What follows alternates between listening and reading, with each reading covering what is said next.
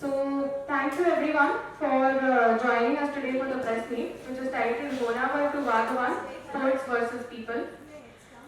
As many of you already know, we have organized this press conference now at this point in time in response to the brutal violence in several parts of Uttar Kannada district against fishing communities resisting multiple mega coal-based port projects on their coastline. Here, every 20 kilometers, there is a coast project and 12 mini port projects in Uttar Kannada. Of the 140-kilometer coastline, 25 kilometers have already been acquired for the INS Kadamba Naval Base after displacing 11 fishing villages and using approximate 11,000 acres of land. After this, in 2019, there was an attempt to start building Honnavar port, owned by Karnataka Maritime Board, just next to the naval base. Although this was stayed in 2019, there have been talks of restarting construction. Recently, on February 24th and 25th, two fishing villages, one of Kenny and Ankola and the other in Tonka, Honnavar, in Uttar Kannada district, were violently attacked by police for protests against two ports. One, the JSW port in Kenny, Ankola, and two, the HPPL Honnavar port. These ports not only infringe on the rights of the indigenous fishing communities, but also threaten vital ecosystems such as the olive ridley turtle nesting sites. On 24th February, Section 163 was announced in Kenny to facilitate a survey for the proposed 91 MPTA JSW port. This is a Category A project. In protest, more than 50 fisher folks walked into the sea, threatening mass suicide. Several women and children were dragged and beaten up and had to be critically admitted to the hospital. On 25th February, Section 163 and a curfew was imposed in Kasarpur, Tonka village in Honnavar, with the deployment of 1,000 police personnel to conduct an illegal survey for road construction for the HPPL Honnavar port, which lost its environmental clearance in September 2024. This port struggle has been ongoing since 2012, and on 25th February, surveyors placed survey poles in front of several houses. When villagers resisted this illegal survey, police assaulted the men, women and children and detained over 250 fisher people overnight under fabricated charges. And 2 days later, armed forces surrounded the village to intimidate and suppress dissent. Across India coastline, fisher communities are facing increased systematic displacement and repression in the name of national development. From the multiple port projects in Uttar Kannada to Mundra, Pulikat, Vizhinjam, Palghar, Nicobar and more, to massive ongoing struggle against coastal roads, bridges, refineries, beach privatization, industrial fisheries and invasive aquaculture across the country. Fisher people have been resisting these violent large-scale projects that threaten entire livelihoods, knowledge systems, cultures, communities and coastal ecosystems. These projects have been pushed under the Sagamala project. This is an extension of the neoliberal blue economy model, a business model under which oceans and fisherfolk are seen as spaces and lifeless resources that need to be opened and developed for economic growth.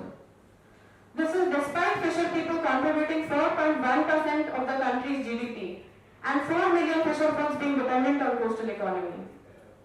The key actors interested in this are national governments, institutions like the UN, multilateral development banks, private sector investors, insurance and pension funds and public sector banks. Over the last decade in particular, Government of India has undertaken series of policy decisions to build and rebuild new ports, industrial corridors, coastal economic zones, beach resorts, large-scale fishing and deep-sea mining. In 2021, total of 802 projects worth 5.53 lakh crore are part of Sagarmala project. These projects have been imposed not only through police violence, false cases and intimidation, but also through violent form of erasure and dehumanization that stems from the casteist and capitalist mindset of the ultra-elite and elite in cities like Delhi. Under this mindset, the indigenous fisher people are not seen as experts of their own land and knowledge, but rather as a disposable and nameless workforce for the upper class and caste. Their land and money is treated as playground for their land and culture is treated as playground for money and as a site for luxury holidays and expensive cuisine. Projects are proposed, built and implemented as though the coasts are somehow completely empty and somehow the fishing communities are encroachers. In fact, the state has strategically maneuvered the CZ and MP maps multiple times to erase entire fishing villages, turtle nesting sites and other commons.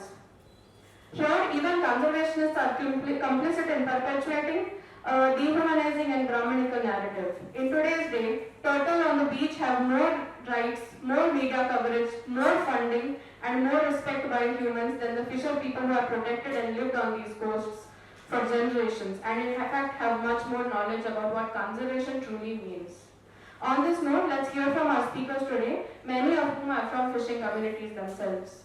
So I'll invite the speakers to please join us on the panel here.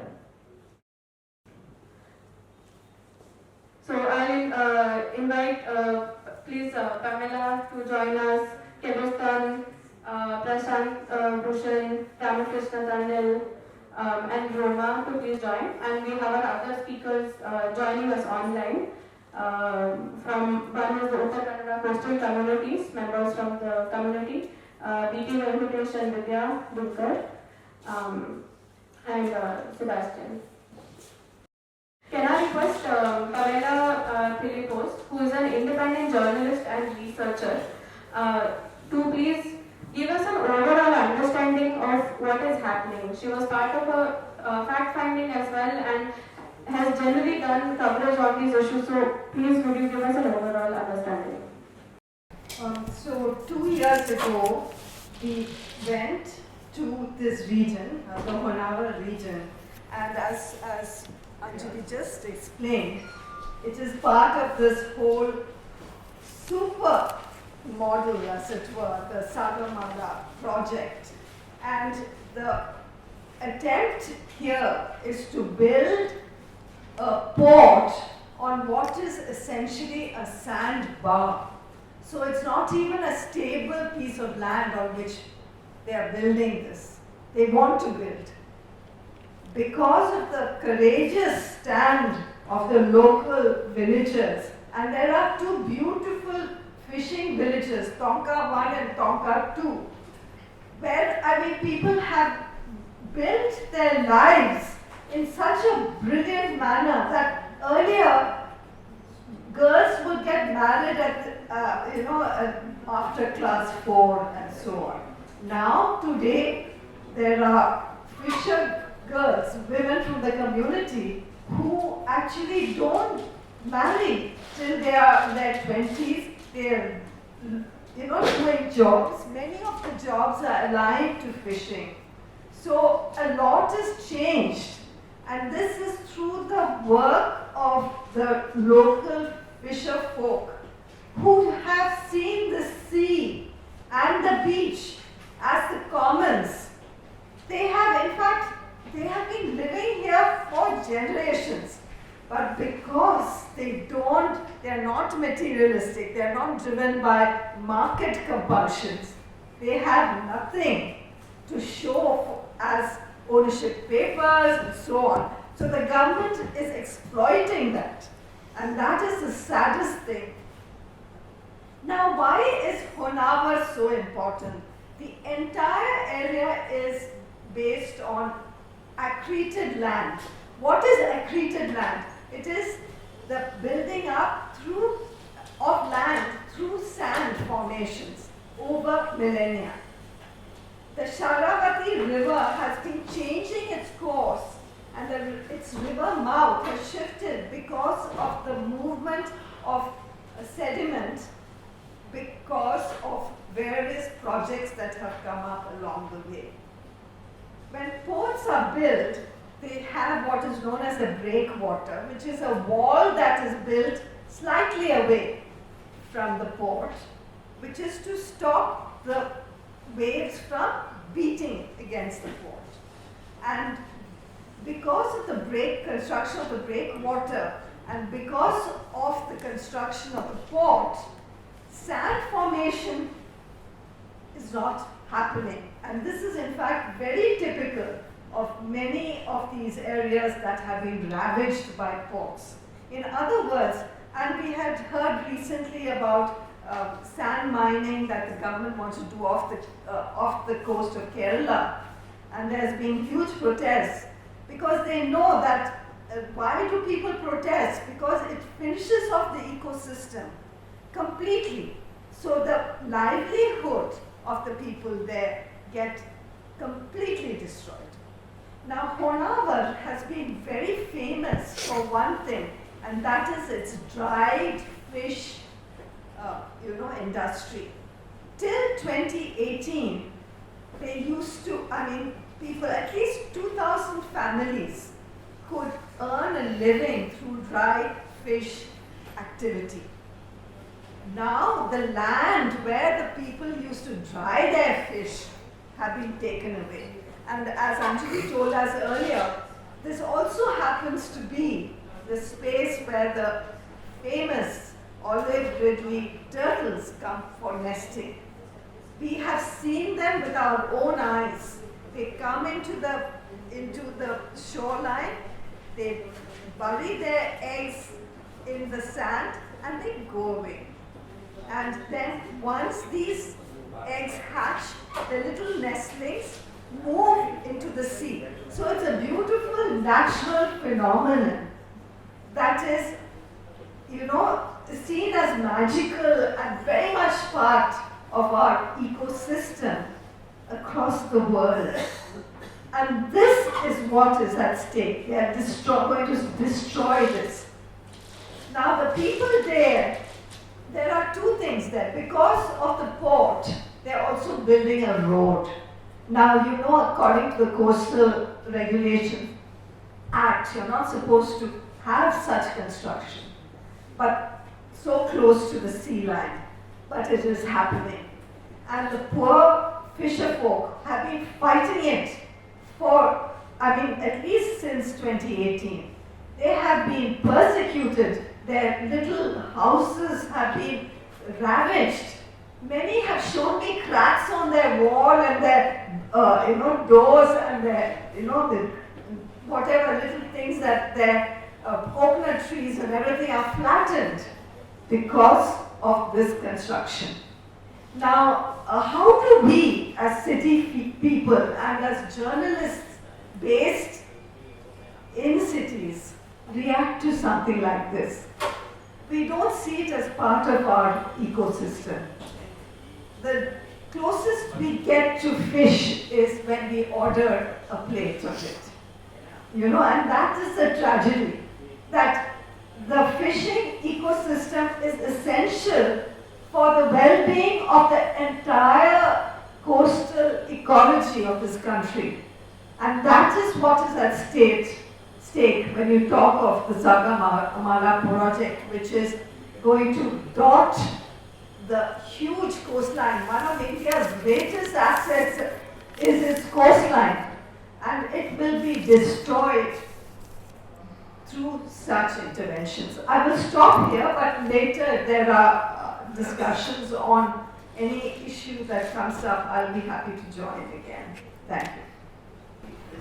Thank you very much, Pamela.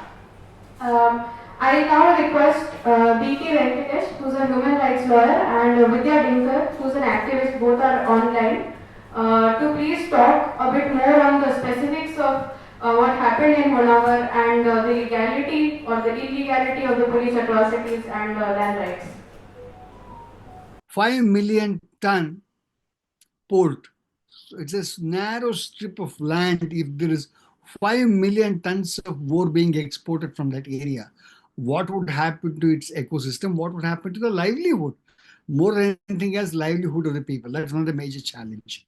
The second part, just above this particular Honnavar port, is this Pavin Kurva port, which is going to come up, which has 40 million tons per annum as the activity. These are supposed to be commercial port. They are not commercial port. the airports exclusively given to some of the companies that the government supports so as to ensure that they export iron ore and manganese and other ore from that point of the coast in Karnataka. Very pristine beach and wonderful fishing community out there. They're eking out their livelihood. There is tremendous amount of possibility for tourism in that area, being very close to Goa, not being exploited by the government of Karnataka. On the contrary, this entire length is being exposed to the mining activity. In fact, this is something which is very, very important to note. The livelihood of the people is being affected. These are all indigenous people. These are people who have been living there for centuries in this area. And recorded in the Gazette of Uttara Kannada. There is a Gazette for Karwar Gazette, which we have, which has demonstrated that the kind of life and livelihood of fishermen in this particular area. Majority of them belong to the village called Mallukurva, that over a period of time, due to the movement of Sharavati River, which is adjacent, and Badgani River and the Arabian Sea, this Malukuro village got submerged and people lost their lands. In fact, many of the people of Tonka have lands in the Malukuro village.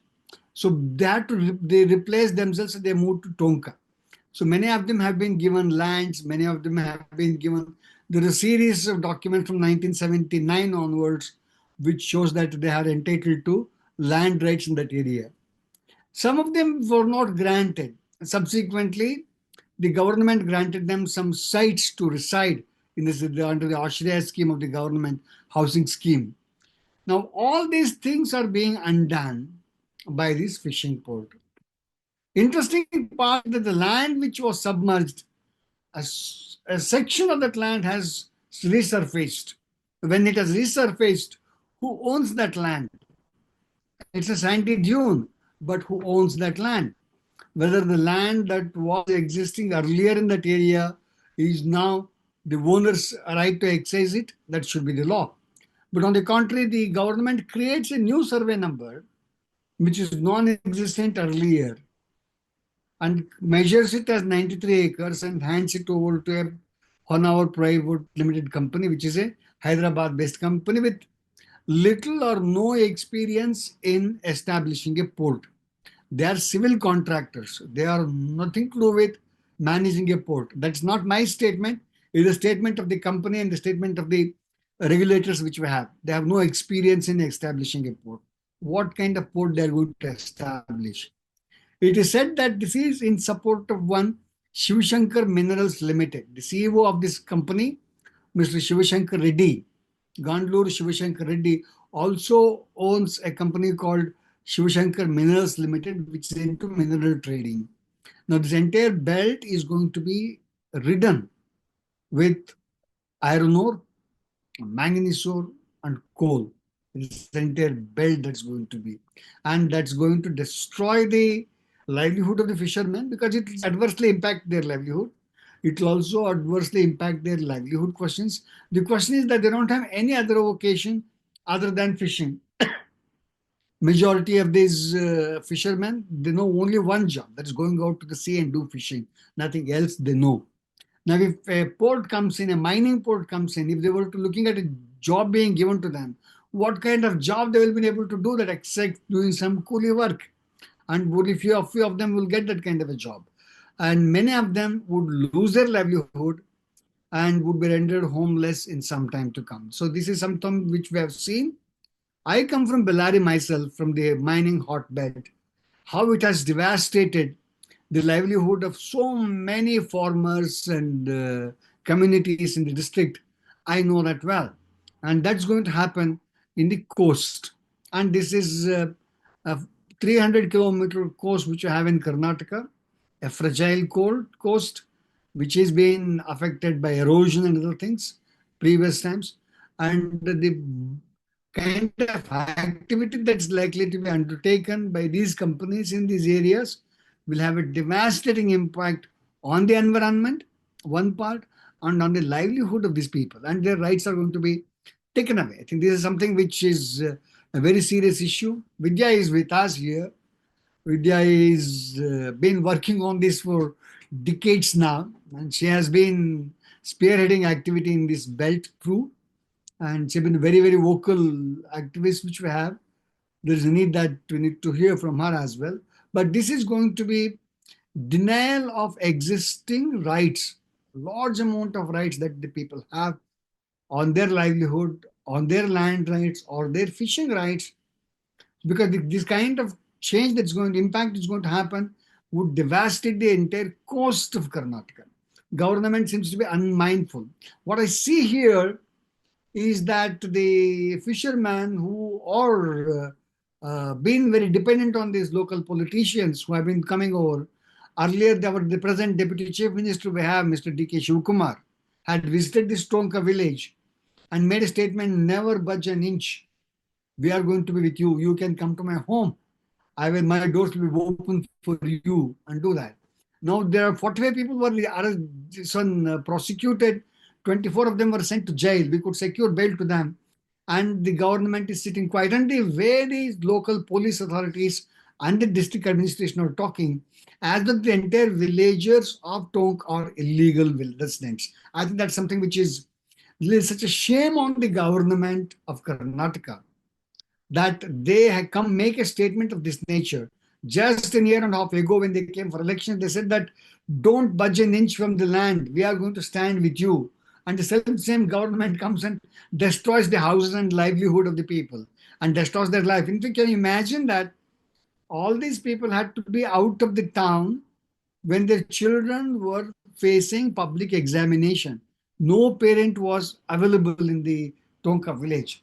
And the kind of destruction of their village, the destruction of their livelihood, and the fear factor that's being created, added to it that the government has the audacity and the kind of shamelessness with which they make a statement that they're going to create a police outpost supporting the Honnavar port and not the people, against the people. I think this is something which is really tragical that's happening in this area.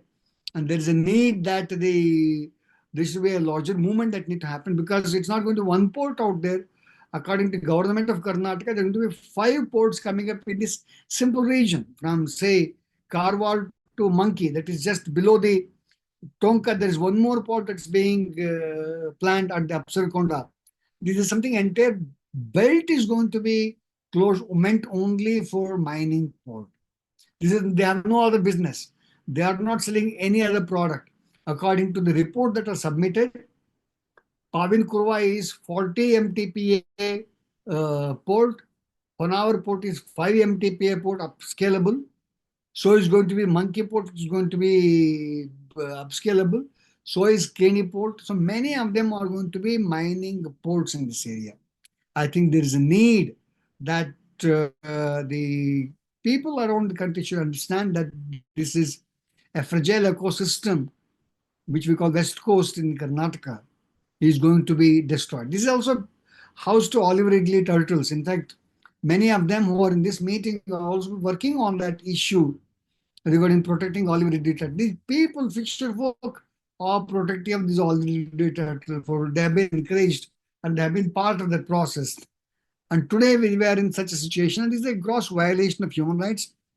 It's a gross violation of rights to the livelihood of fisher folk, and I think there is a need that it need to be addressed with the utmost seriousness, and it to be taken as a national issue. It's not one issue, it's not one port, it's not just Tonka or Honnavar port, it's the entire region that is going to be affected. And with the impunity with which the state is functioning, intimidating people with police outposts at every corner, it speaks volumes the way the government is behaving. And this government which claimed that we are working for the people. That was the slogan that was given by the present government of Siddaramaiah, which said they work for the people. And this seems to have totally forgotten regarding them. They are working for the company, and they're shameless about it.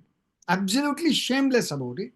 I think this needs to be spoken more, because the talk which is given, the person who made this statement saying that we are going to protect fisher folk all the time, or the local MLA, who also belongs to the community, fisher community.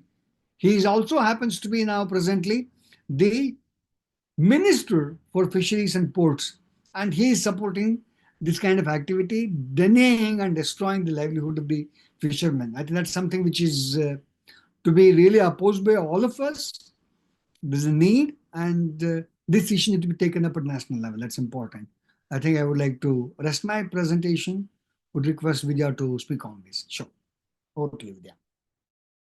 What we always talk about is how the quality and quantity of the fish catch in Tonka, in Honnavar, is really so much better than in other areas. This even experts on the ground in the same field will tell us.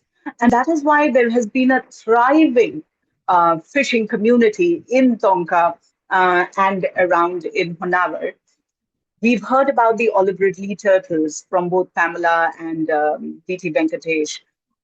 So while there is protection for the olive ridley turtles under the Wildlife Protection Act of 72, what we are surprised about is that this state government that talks about being with the marginalized, being with the toiling masses, are completely looking away. And we are reminded that about 15 odd years ago, there was a chief minister in Karnataka called G.S. Patel from the Janata Dal, and many of us were shocked when he made a statement like the juggernaut of development has begun rolling, and anyone in its path, any opposition, will be crushed.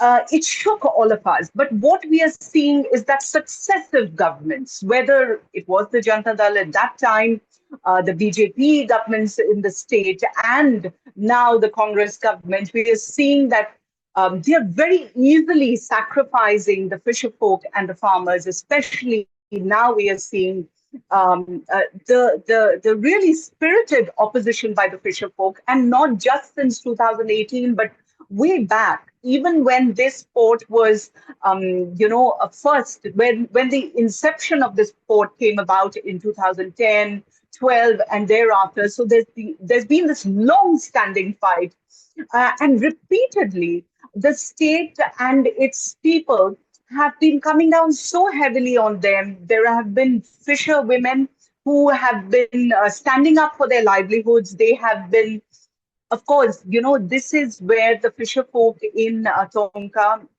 dry their fish. And that has been the main, and the quality of the dried fish is also supposed to be exceptional. And we have, could you please, yeah, thank you. So we have fisher women who have really thrived in that place because their dry fish has been marketed across. It goes even to Southeast Asia, and therefore they knew what they are losing out. They also worship the turtles. The army is something that is very important to their culture. So they want to preserve that particular ecology and their livelihoods, and they've been fighting the spirited battle. And interestingly, the state has always been supporting a private company. Honnavar Port Private Limited is a private company. It was set up for the express purpose of putting up the Honnavar port. That company has no prior knowledge into dredging, port building, etc. And yet, every successive government here has been gung-ho about supporting them. And even the local MLA, when he wanted to be the people's representative, when the BJP was in power just before this, he would come down to the people and say that I am with you, and it is this BJP government and the present MLA who is really supporting the port company. If you elect me, I will see that this goes away. And the people of Honnavar actually canvassed for him. They put in money into his campaign, supported it. And here, now when they are under attack, when Section 144 and now, of course, 163 of the BNSS is used against them, he turns a deaf ear, doesn't pick up the phone, doesn't want to meet them, and definitely doesn't represent them anymore in the House. What we have seen is that despite always using prohibitory orders, always using police force, even contractor goons, to see that work commences or is carried forth here in Tonka. According to the company's admission also and the Ministry of Environment's admission, only 5% work has happened. Remember, they got their first environmental clearance way back in 2012, September of 2012. Thereafter, their second environmental clearance is of 31st December 2020. In the space of such a long period of time, 12 years, they've only, according to their own admission, progressed 5% because of the opposition. According to us, it's hardly 1%. So really, despite this constant onslaught on the people and the region, you have now very, very bright lights put up on the beach so that I'm not sure what the olive ridley turtles are thinking, whether they will be back for another round like Pamela described to you, how beautifully they would come and lay their eggs and go off with that confidence that their babies would make it. But the whole atmosphere is now very, very against this thriving economy and flourishing ecology in this region. We need all the support that everyone can get, because clearly it's a classic case of the fence eating the crop. The state government and the central government want these port projects. And as BT Venkatesh said, they have, it's not just at the beach side that you will have this disastrous consequence of the development project that the state is pursuing, but in the hinterland with steel and, coal-fired thermal projects, we will have a really bad impact.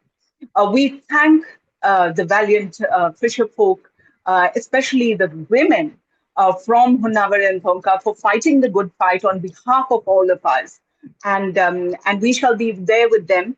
I can take questions as they come up later, but basically, I'll stop here. I'll just give a brief introduction regarding the history of our protest, Sure. which began in Karwar on 2019. So yeah, I am Vikas Tandil. I am Executive Committee member of National Fish Worker Forum. So I report to the chairperson regarding the happening in our district. So before I introduce some of our speaker, I'll just give a brief history of the Uttar Kannada district and our protest. So Uttar Kannada district, I mean, it houses one of the Asia's largest naval base, NS Kadamba, as you know, and it houses nuclear reactor project in Kaiga, which is nearby to Karwar, which is about 25 kilometers from Karwar. So we have this mega projects already in our Uttar Kannada district. So while before construction of naval base, we were promised that not a drop of tear will be allowed to shed, and we'll take care of all the necessities of the displaced people, and fishing activities will not be prohibited. There won't be any problem for fishing activities. So around we sacrificed, and we are happy that we sacrificed for our nation, for the defense needs of our nation. We sacrificed around 25 to 30 kilometers of coastline. The acquired coastline was a very fishing rich zone. Most of the traditional fishermen used to depend on these fishing grounds, but we lost that fishing ground, and it is very difficult for us to fish now, as it is highly, it is a very sensitive place. It is a where there are sensitive defense installation. So we thought, government won't disturb us further. There are this, we almost, the government acquired almost 11,000 acres of beautiful villages. We are displaced to different on the either sides of the naval base. That is one Harwada, and that is another is near Chittaku. But we were in a rude shock in 2016 when the state government of Karnataka announced a string of port projects in Uttar Kannada district. As you know, that Uttar Kannada district has a coastline of about 120 kilometers. Of that, almost 30 kilometers has been acquired by naval base. So I must there. I mean, 5 port projects has already been sanctioned, and first one is Karwar, Keni Port, and Pavin Kurva, Kasargod, Monkey, and another one is Tadadi. So this in totality will destroy it. At least it's kind of ethnic cleansing of fisher communities in Uttar Kannada district. You won't be able to see any fisher communities in Uttar Kannada district if all these port projects are allowed to be executed. So, the most important thing is that we do not know about this project until they bring their machinery to this land. So common people do not know. I mean, the common fishermen, traditional fishermen do not know. And we don't have any NGOs operating here to educate us regarding the food projects. So this is a problem.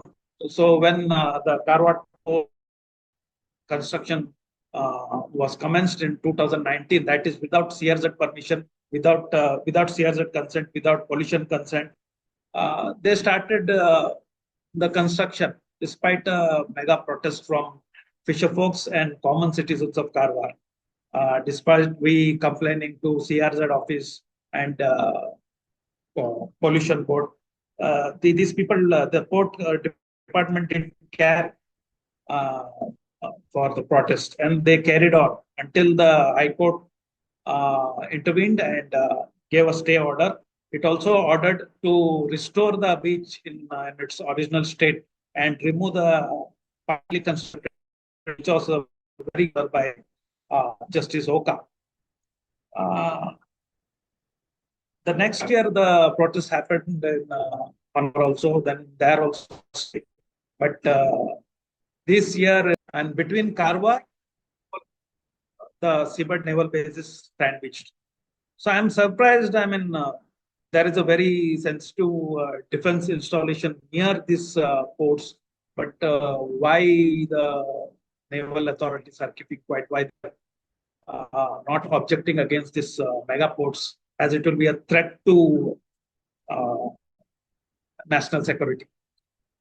So apart from the national security, I mean, we are left with very few fishing grounds in Keni, Kola.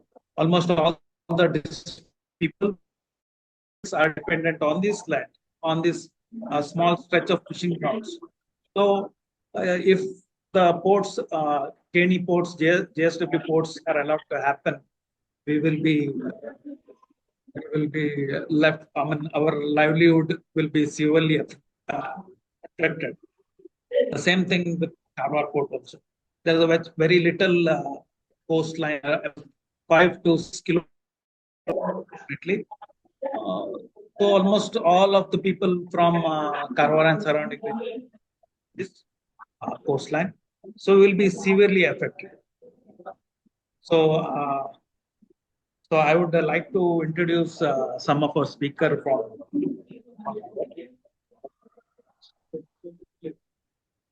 We'll speak to Rajesh Tandil.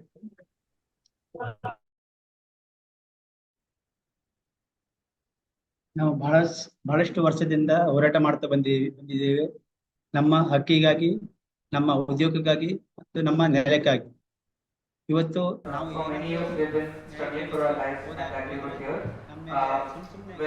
whenever we are struggling, we've been facing a lot of problems, especially lately that we've been put to jail on false charges.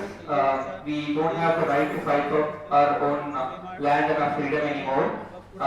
And because of the issue lately, we've been myself and others have been put in jail for around 24 days on wrongful charges, false charges in Karwar jail. That's right. ಪರಿಸ್ಥಿತಿ ಕೂಡ ಇವತ್ತು ಇಲ್ಲ. ಯಾಕಂತ ಹೇಳಿದ್ರೆ ಜನರ ರಕ್ಷಣೆಗಾಗಿ ನಿಲ್ಲುವಂತ ಪೊಲೀಸರು ಇವತ್ತು ಜನರ ದಬ್ಬಾಳಿಕೆ ಮಾಡ್ತಾ ಇದ್ದಾರೆ. ಈ ರೀತಿ ಒಂದು ದೌರ್ಜನ್ಯ ನಡೀತಾ ಇದೆ ನಮ್ಮ ಹೊನ್ನಾವರ ತಾಲೂಕಿನಲ್ಲಿ. So next speaker will be Rajesh Tandel, another Rajesh Tandel from Honnavar. Raju Tandel from Honnavar.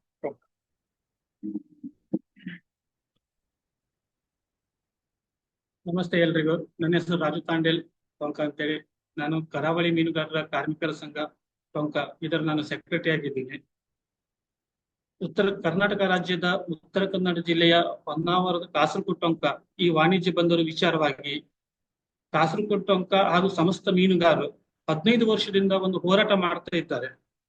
ಯಾಕಂತ ಹೇಳಿದ್ರೆ ಯಾವುದೇ ಒಂದು ಯೋಜನೆಗೆ 15 ವರ್ಷದಿಂದ ಒಂದು ಹೋರಾಟ ನಡೀತಾ ಇರ್ಬೇಕಾದ್ರೆ ಅದರಲ್ಲಿ ಎಷ್ಟು ಲೋಪದೋಷ ಇದೆ, ಎಷ್ಟು ಅನ್ಯಾಯ ನಡೀತಾ ಇದೆ ಅಂತೇಳಿ ನಾವೆಲ್ಲ ತಿಳ್ಕೊಳ್ಬೇಕು.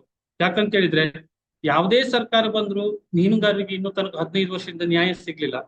ಈಗಾಗಲೇ ನಾವು ಹಿಂದೆ ಮಾನ್ಯ ಉಚ್ಚ ನ್ಯಾಯಾಲಯ ಬೆಂಗಳೂರು ಹೈಕೋರ್ಟಿಗೆ ನಾವು ಹೋಗಿದ್ದೀವಿ, ಮಾನ್ಯ NGTಗೂ ಹೋಗಿದ್ದೀವಿ.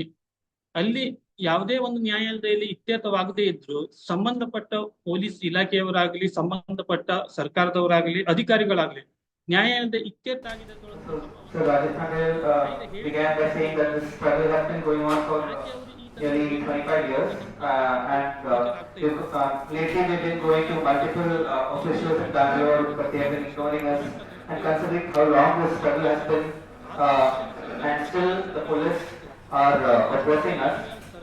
He said that the constitution put forth by Dr. Ambedkar said that the government is for the people, but the police have put charges on us and have filed multiple false allegations against us. But there have been no complaints or charges put on the company, that is HPPL, and nearly 40 people have been arrested, with some people charged with attempted murder, of course falsely. We are fisher people. All the fisher people here are have a right to sea, not just in Honnavar but in across the coast of the country.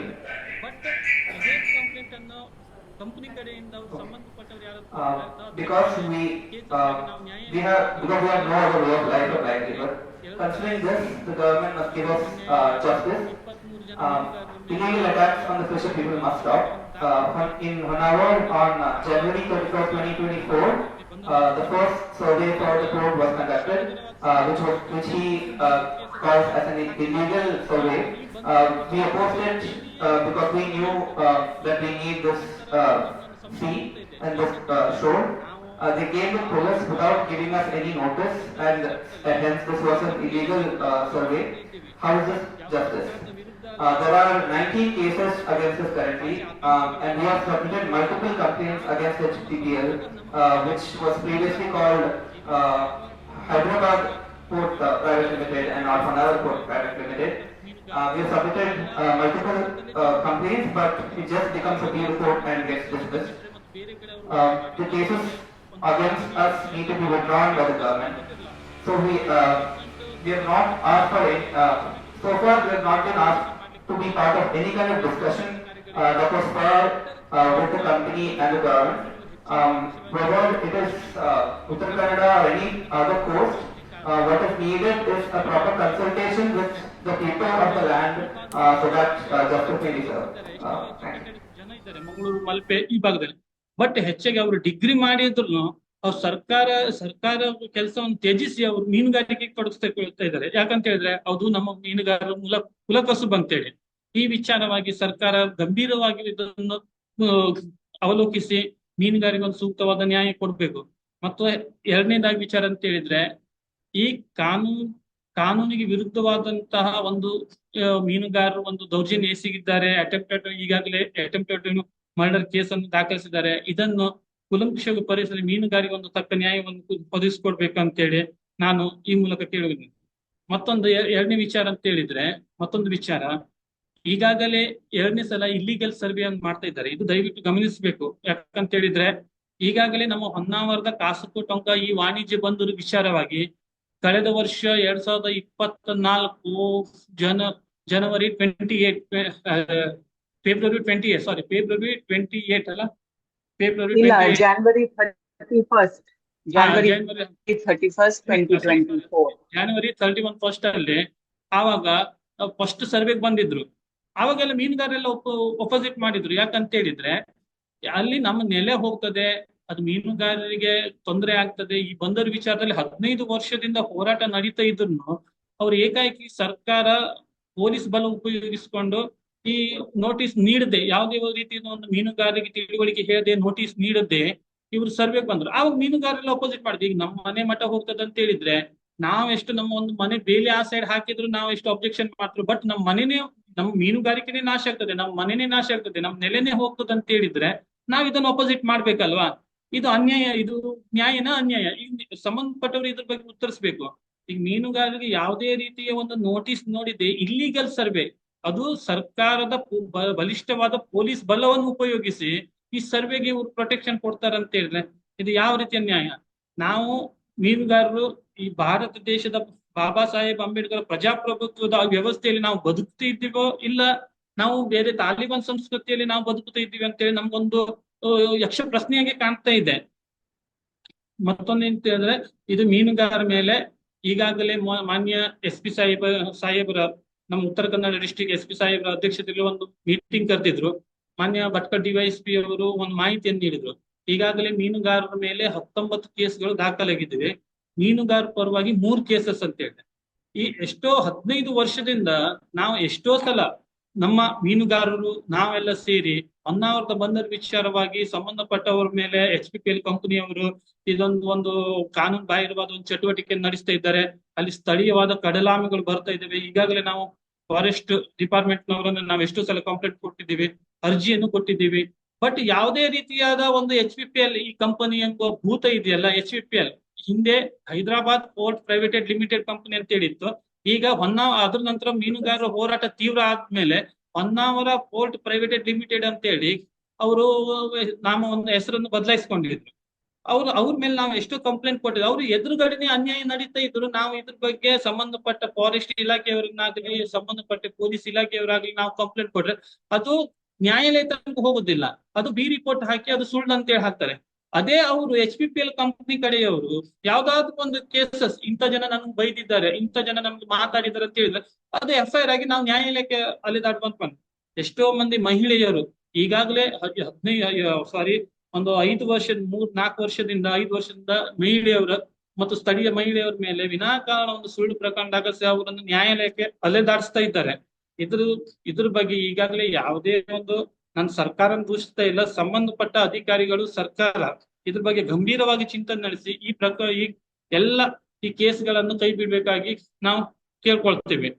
ಒಂದು ಹೋರಾಟ 15 ವರ್ಷದಿಂದ ನಡೀತಾ ಇದೆ. 15 ವರ್ಷದಿಂದ ಒಂದು ಹೋರಾಟ ನಡೀತಿದೆ ಅಂತ ಹೇಳಿದ್ರೆ ಅಲ್ಲಿಯ ಸಾಧಕ ಬಾಧಕಗಳು ಏನಂತೇಳಿ ಈಗಾಗಲೇ HPPL ಕಂಪನಿಯವರಾಗ್ಲಿ ಸಂಬಂಧಪಟ್ಟವರಾಗ್ಲಿ ಇಲ್ಲ ಸ್ಥಳೀಯ ಅಧಿಕಾರಿಗಳಾಗ್ಲಿ ಯಾರು ನಮ್ಮ ಮೀನುಗಾರ ಮೇಲೆ ಸ್ಥಳೀಯ ಕಾಸರಗೋಡು ಟೊಂಕ ಭಾಗದ ಮೀನುಗಾರರ ಒಟ್ಟಿಗೆ ಇನ್ನೂ ತನಕ ಚರ್ಚೆ ಮಾಡ್ಲಿಲ್ಲ. ಯಾಕಂತ ಹೇಳಿದ್ರೆ ಅವರು ಒಂದು HPPL ಕಂಪನಿಯವರ ಹತ್ರ ನಾವು ಯಾವ್ದಾದ್ರು ವಿಚಾರದಲ್ಲಿ ಕೇಳಿಕ್ ಹೋದ್ರೆ ಹೋಗಿ ಪೊಲೀಸರಿಗೆ ಫೋನ್ ಮಾಡ್ತಾರೆ, ಇವರು ಈ ತರ ಮಾತಾಡ್ತಾರೆ, ನಾಳೆ FIR ರೆಡಿ. ಈಗ ಮೀನುಗಾರರನ್ನು ಒಂದು ನ್ಯಾಯದ ಕುಣಿಕೆಯಲ್ಲಿ ಸಿಲುಕಿಸಿ ಅವರನ್ನು ಹೆದರಿಸಿ ಬೆದರಿಸುವ ಒಂದು ತಂತ್ರವನ್ನು ಈ ಪೊಲೀಸ್ ಇಲಾಖೆಯ ಮುಖಾಂತರ ಈ HPPL ಕಂಪನಿ ಮತ್ತು ಅವ್ರ ಕಡೆಯವರು ಮಾಡ್ತಾ ಇದ್ದಾರೆ ಅಂತೇಳಿ ನಾನು ಹೇಳಿಕ್ ಬಯಸ್ತಾ ಇದ್ದೇನೆ. ಈಗಾಗಲೇ ನಾವು ಮಾನ್ಯ NGTಯಲ್ಲಿ ನಾವು ಈಗಾಗಲೇ ಪ್ರಕರಣ ದಾಖಲಾಗಿದೆ. ಈಗ ಸಂಬಂಧಪಟ್ಟ ಮತ್ತು ನಾವು ಮುಂದಿನ ದಿನಗಳಲ್ಲಿ ಕಾನೂನು ರೀತಿಯ ಒಂದು ಹೋರಾಟ ನಡೆಸ್ತಾ ಇದ್ದೇವೆ. ಇದ್ರ ಬಗ್ಗೆ ನಮ್ಗೊಂದು ಮೀನುಗಾರರಿಗೆ ನಮ್ಮ ಹೊನ್ನಾವರ ಕಾಸರಗೋಡು ಭಾಗ ಅಂತ ಹೇಳಿದ್ರೆ ನಾನು ಹೊನ್ನಾವರ ಕಾಸರಗೋಡು ಭಾಗದ ಸ್ಥಳೀಯ ನಿವಾಸಿ. ನಾನು ಸಂಬಂಧಪಟ್ಟ ಅಧಿಕಾರಿಗೆ ಕೇಳುವುದಂತೆ ಒಂದೇ, ಉತ್ತರ ಕನ್ನಡದ ಅಂಕೋಲಾ ಆಗ್ಲಿ ಕಾರವಾರದಲ್ಲಾಗ್ಲಿ ಇಲ್ಲ ಇನ್ನಿತರ ಭಾಗದಲ್ಲಿ ಹೊನ್ನಾವರದಲ್ಲಾಗ್ಲಿ ಎಲ್ಲೋ ಒಂದು ಯಾವ್ದೊಂದು ಯೋಜನೆ ಮಾಡೋದಂದ್ರೆ ಸ್ಥಳೀಯರನ್ನು ಮೊದಲನಾಗಿ ಅವರ ಸಾಧಕ ಬಾಧಗಳನ್ನು ಚರ್ಚಿಸಿ ಅವ್ರ ಒಪಿನಿಯನ್ ಏನಿದೆ ಅದನ್ನು ಪಡಿಸಿ, ತಮ್ಮ ಹತ್ರ ಹಣ ಇದೆ, ನಾವು ಮಾಡಿದ್ದೇ ನ್ಯಾಯ, ನಮ್ಮ ಹತ್ರ ಕಾನೂನು ಇದೆ, ನಮ್ಮ ಹತ್ರ ಸರ್ಕಾರ ಇದೆ, ನಮ್ಮ ಹತ್ರ ಜನ ಬೆಂಬಲ ಇದೆ ಅಂತ ಹೇಳಿದ್ರೆ ಅದು ದಯವಿಟ್ಟು ಮಾಡ್ಲಿಕ್ಕೆ ಹೋಗ್ಬೇಡಿ. ಯಾಕಂತ ಹೇಳಿದ್ರೆ ಒಂದು ಇರುವೆ ಮತ್ತೆ ಆನೆಗೂ ಅಜಗಜಾಂತರ ವ್ಯತ್ಯಾಸ ಇದೆ. ಒಂದು ಆನೆ ಒಂದು ಜನರನ್ನು ಹೇಗ್ ಬೇಕಾದ್ರೂ ಹಾಕ್ಬಹುದು, ಆದ್ರೆ ಒಂದು ಇರುವೆ ಅದೇ ಕಿವಿ ಒಳಗಡೆ ಹೋದ್ರೆ ಆ ಆನೆಯನ್ನು ಸಾಯಿಸುವಂತ ಒಂದು ಶಕ್ತಿ ಆ ಇರುವೆಗಿದೆ. ಇದು ದಯವಿಟ್ಟು ಈ HPPL ಕಂಪನಿ ಆಗಲಿ ಸಂಬಂಧಪಟ್ಟವರು ಗಮನ ಹರಿಸಬೇಕಂತೇಳಿ ನಾನು ಈ ಮೂಲಕ ಕೇಳ್ಕೊಳ್ತೇನೆ. ನಮಸ್ತೆ. Okay. Next speaker is Sanjeev Balegar from Keni, Ankola. ನಮಸ್ತೆ, ನಾನು ಸಂಜೀವ್ ಬಲೆಗಾರ್. ಮೊದಲನೇದಾಗಿ ಕೇಣಿಯಲ್ಲಿ ನಿರ್ಮಾಣವಾಗುವ ಬೃಹತ್ ವಾಣಿಜ್ಯ ಬಂದು ಸಂಬಂಧಪಟ್ಟಂತೆ ದಿನಾಂಕ 27ರಂದು ನವೆಂಬರ್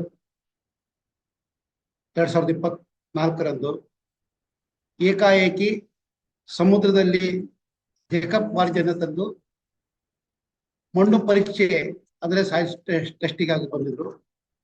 ಯಾವುದೇ ಮೀನುಗಾರರ ಜೊತೆ ಸಂಪರ್ಕವೂ ಮಾಡದೆ ಹಾಗೂ ಯಾವುದೇ ಮಾಹಿತಿಯನ್ನು ಹೇಳದೆ ಬಂದಾಗ ಪ್ರಥಮ ಹಂತದಲ್ಲಿ ನಾವು ಅದನ್ನು ವಿರೋಧಿಸಿದ್ದೆವು, ಸಾರ್ವಜನಿಕರೆಲ್ಲರೂ ಕೂಡಿ. ತದನಂತರ ಜಿಲ್ಲಾಧಿಕಾರಿಗಳ Okay. Sajid sir said that in November 27, on November 27, 2024, in Keni, which is in Angola, soil testing for the port for JSW had begun without any consultation and was done forcefully to test the seabed. When the people tried to find out about it, even the Panchayat office and the assistant commissioner in the area were not aware of what was happening during the time. And in February 2025, the police came in forcefully and again with the company officials to conduct the survey, which they protested strongly. And Sanjay was saying that we are fisher people and this is our right and our land and our livelihood. Whether it is the state or the company, they did not come to us for a consultation, but for conflict, but for whom or what? For development. Whose development? We are pro-development, but it must take into consideration the needs of the people. If your opinion is that we do not need to survive, then our opinion is that we will fight this boat until the end. ಆ ಕ್ಷಣದಲ್ಲಿ ಅವರು ಅದನ್ನ ಸ್ಥಗಿತ ಮಾಡಲಿಲ್ಲ. ನಮ್ಮ ಪ್ರಶ್ನೆ ಇಷ್ಟೇ, ನಾವು ಅಲ್ಲಿ ಮೂಲ ನಿವಾಸಿಗಳು ಸಾಂಪ್ರದಾಯಿಕವಾದ ಮೀನುಗಾರಿಕೆಯನ್ನು ನಡೆಸ್ತಾ ಇದ್ದೇವೆ, ಅದನ್ನೇ ನಂಬಿ ಬದುಕ್ತಾ ಇದ್ದೇವೆ. ಆ ಒಂದು ಜೀವನ ಗಂಜಿಗಾಗಿ ನಾವು ಹೋರಾಡುತ್ತಾ ಇರುವ ಹೊಟ್ಟೆಪಾಡಿಗಾಗಿ ಹೋರಾಡ್ತಿರುವ ಬದುಕು ನಮ್ಮದು. ನಮಗೆ ಯಾವುದೇ ಒಂದು ವಿಷಯವನ್ನ ತಿಳಿಸದೆ ಏಕಾಏಕಿ ಸರ್ಕಾರವಾಗಲಿ ಅಥವಾ ಜಿಲ್ಲಾಡಳಿತವಾಗಲಿ ಅಥವಾ ತಾಲೂಕಾಡಳಿತವಾಗಲಿ ಹಾಗೂ ನೀವು ಯಾರಿಗೆ ಈ ಹರಾಜನ್ನ ಕೊಟ್ಟಿದ್ರ JSW ಕಂಪನಿಯವರಾಗಲಿ ನಮ್ಮ ಜೊತೆ ನೇರವಾಗಿ ಸಂಪರ್ಕಕ್ಕೆ ಬರದೆ ನಮ್ಮ ಜೊತೆ ಸಂಘರ್ಷಕ್ಕೆ ಬಂದ ರೀತಿ, ಮೀನುಗಾರರ ಜೊತೆ ಸಂಘರ್ಷಕ್ಕೆ ಬಂದ ರೀತಿಯಾಗಿ ಈ ವ್ಯವಸ್ಥೆಯನ್ನು ಮಾಡಿಕೊಂಡು ನಮ್ಮೂರಿನಲ್ಲಿ ಈ ಒಂದು ಬಂದರನ್ನ ಮಾಡಲು ಹೊರಟಿದ್ರಲ್ಲ, ಯಾರಿಗಾಗಿ ಬಂದು? ಅಭಿವೃದ್ಧಿ. ನಾವು ಅಭಿವೃದ್ಧಿಗೆ ವಿರೋಧಿಗಳಲ್ಲ, ಅಭಿವೃದ್ಧಿಗೆ ಪರವಾಗಿದ್ದೇವೆ. ನೀವು ಅಭಿವೃದ್ಧಿ ಮಾಡುವುದಾದರೆ ಬಡ ಮುಗ್ಧ ಮೀನುಗಾರರ ಹೊಟ್ಟೆಯ ಪಾಡಿಗಾಗಿರುವ ಸಮುದ್ರದಲ್ಲೇ ಮಾಡಬೇಕಾ? ಮತ್ತು ಅಲ್ಲಿ ಸುತ್ತಮುತ್ತಲಿರುವ ಕೃಷಿಕರು, ರೈತರು, ಕೂಲಿ ಕಾರ್ಮಿಕರು ಎಲ್ಲ ಇದ್ದಾರೆ. ಅವರ ಮುಂದಿನ ಭವಿಷ್ಯವೇನು? ದಯವಿಟ್ಟು ಈ ವಾಣಿಜ್ಯ ಬಂದರನ್ನ, ಉತ್ತರ ಕನ್ನಡದ ತುಂಬಾ ವಾಣಿಜ್ಯ ಬಂದರುಗಳು, ಆದರೆ ಮೀನುಗಾರರ ಮುಂದಿನ ಸಂತತಿ ಹೇಗೆ ಬೆಳೆಯಬೇಕು ಮತ್ತು ಅವರ ಹೊಟ್ಟೆಪಾಡಿಗೆ ಮೂಲ ಕಸುಬು ಯಾವುದು? ಈಗಾಗಲೇ ಸೀಬರ್ಡ್ ನೌಕಾನೆಲೆಯಲ್ಲಿ ನಾವು 14 ಬೀಚುಗಳನ್ನ 30 ಕಿಲೋಮೀಟರ್ ವ್ಯಾಪ್ತಿಯಲ್ಲಿ 14 ಬೀಚುಗಳನ್ನ ಕಳೆದುಕೊಂಡಿದ್ದೇವೆ. ಅದೇ ನಿರಾಶ್ರಿತರು ಈಗ ನಮ್ಮೂರಿನ ಅಕ್ಕಪಕ್ಕದಲ್ಲಿ ಆ ಮೀನುಗಾರಿಕೆಯನ್ನು ನಂಬಿ ಬದುಕ್ತಾ ಇದ್ದಾರೆ. ಪುನಃ ಅವರನ್ನೇ ನಿರಾಶ್ರಿತರನ್ನಾಗಿ ಮಾಡಲು ಹೊರಟಿರುವುದು ಇದು ಯಾವ ನ್ಯಾಯ? ಹಾಗಾದ್ರೆ ನಾವು ಬದುಕಬಾರದೆನ್ನುವುದೇ ನಿಮ್ಮ ಅಭಿಪ್ರಾಯವೇ? ಖಂಡಿತ ನಮ್ಮ ಜೊತೆ ಮಾತುಕತೆ ನಡೆಸಿ. ಯಾವುದೇ ಕಾರಣಕ್ಕೂ ನಾವು ವಾಣಿಜ್ಯ ಬಂದರನ್ನ ನಿರ್ಮಾಣ ಮಾಡಲು ನಮ್ಮ ಹಕ್ಕಿಗಾಗಿ ಹೋರಾಡ್ತೇವೆ. ಕೊನೆಯ ತನಕ ಪ್ರತಿಭಟನೆ ಮೂಲಕ ಹೋರಾಡುತ್ತೇವೆ. JSW ಕಂಪನಿಯವರು ಯಾವುದೇ ಕಾರಣಕ್ಕೂ ನಮ್ಮೂರಿನಲ್ಲಿ ವಾಣಿಜ್ಯ ಬಂದರು ನಿರ್ಮಿಸುವುದು ಬೇಡ. ಮತ್ತು ಆ ಭಾಗದಲ್ಲಿ ಇರುವ ಸಮುದ್ರದಲ್ಲಿ ಸುಮಾರು 10,000ದಷ್ಟು ಮೀನುಗಾರರು ಆ ಸಮುದ್ರವನ್ನೇ ನಂಬಿ ಬದುಕ್ತಾ ಇದ್ದಾರೆ. ಆ ಸಮುದ್ರ ಕೊಡುವ ಅನ್ನವನ್ನ ನಂಬಿ ಬದುಕ್ತಾ ಇದ್ದಾರೆ. ಅದಕ್ಕಾಗಿ ಆ ಒಂದು ವಾಣಿಜ್ಯ ಬಂದರನ್ನ ಇಲ್ಲಿಗೆ ನಿಲ್ಲಿಸಬೇಕೆನ್ನುವುದು ನಮ್ಮ ಬೇಡಿಕೆಯಾಗಿರುತ್ತದೆ. So the last speaker will be Chandrakant Kochrekar, sir. Can you repeat the name? Chandrakant Kochrekar. Chandrakant Kochrekar.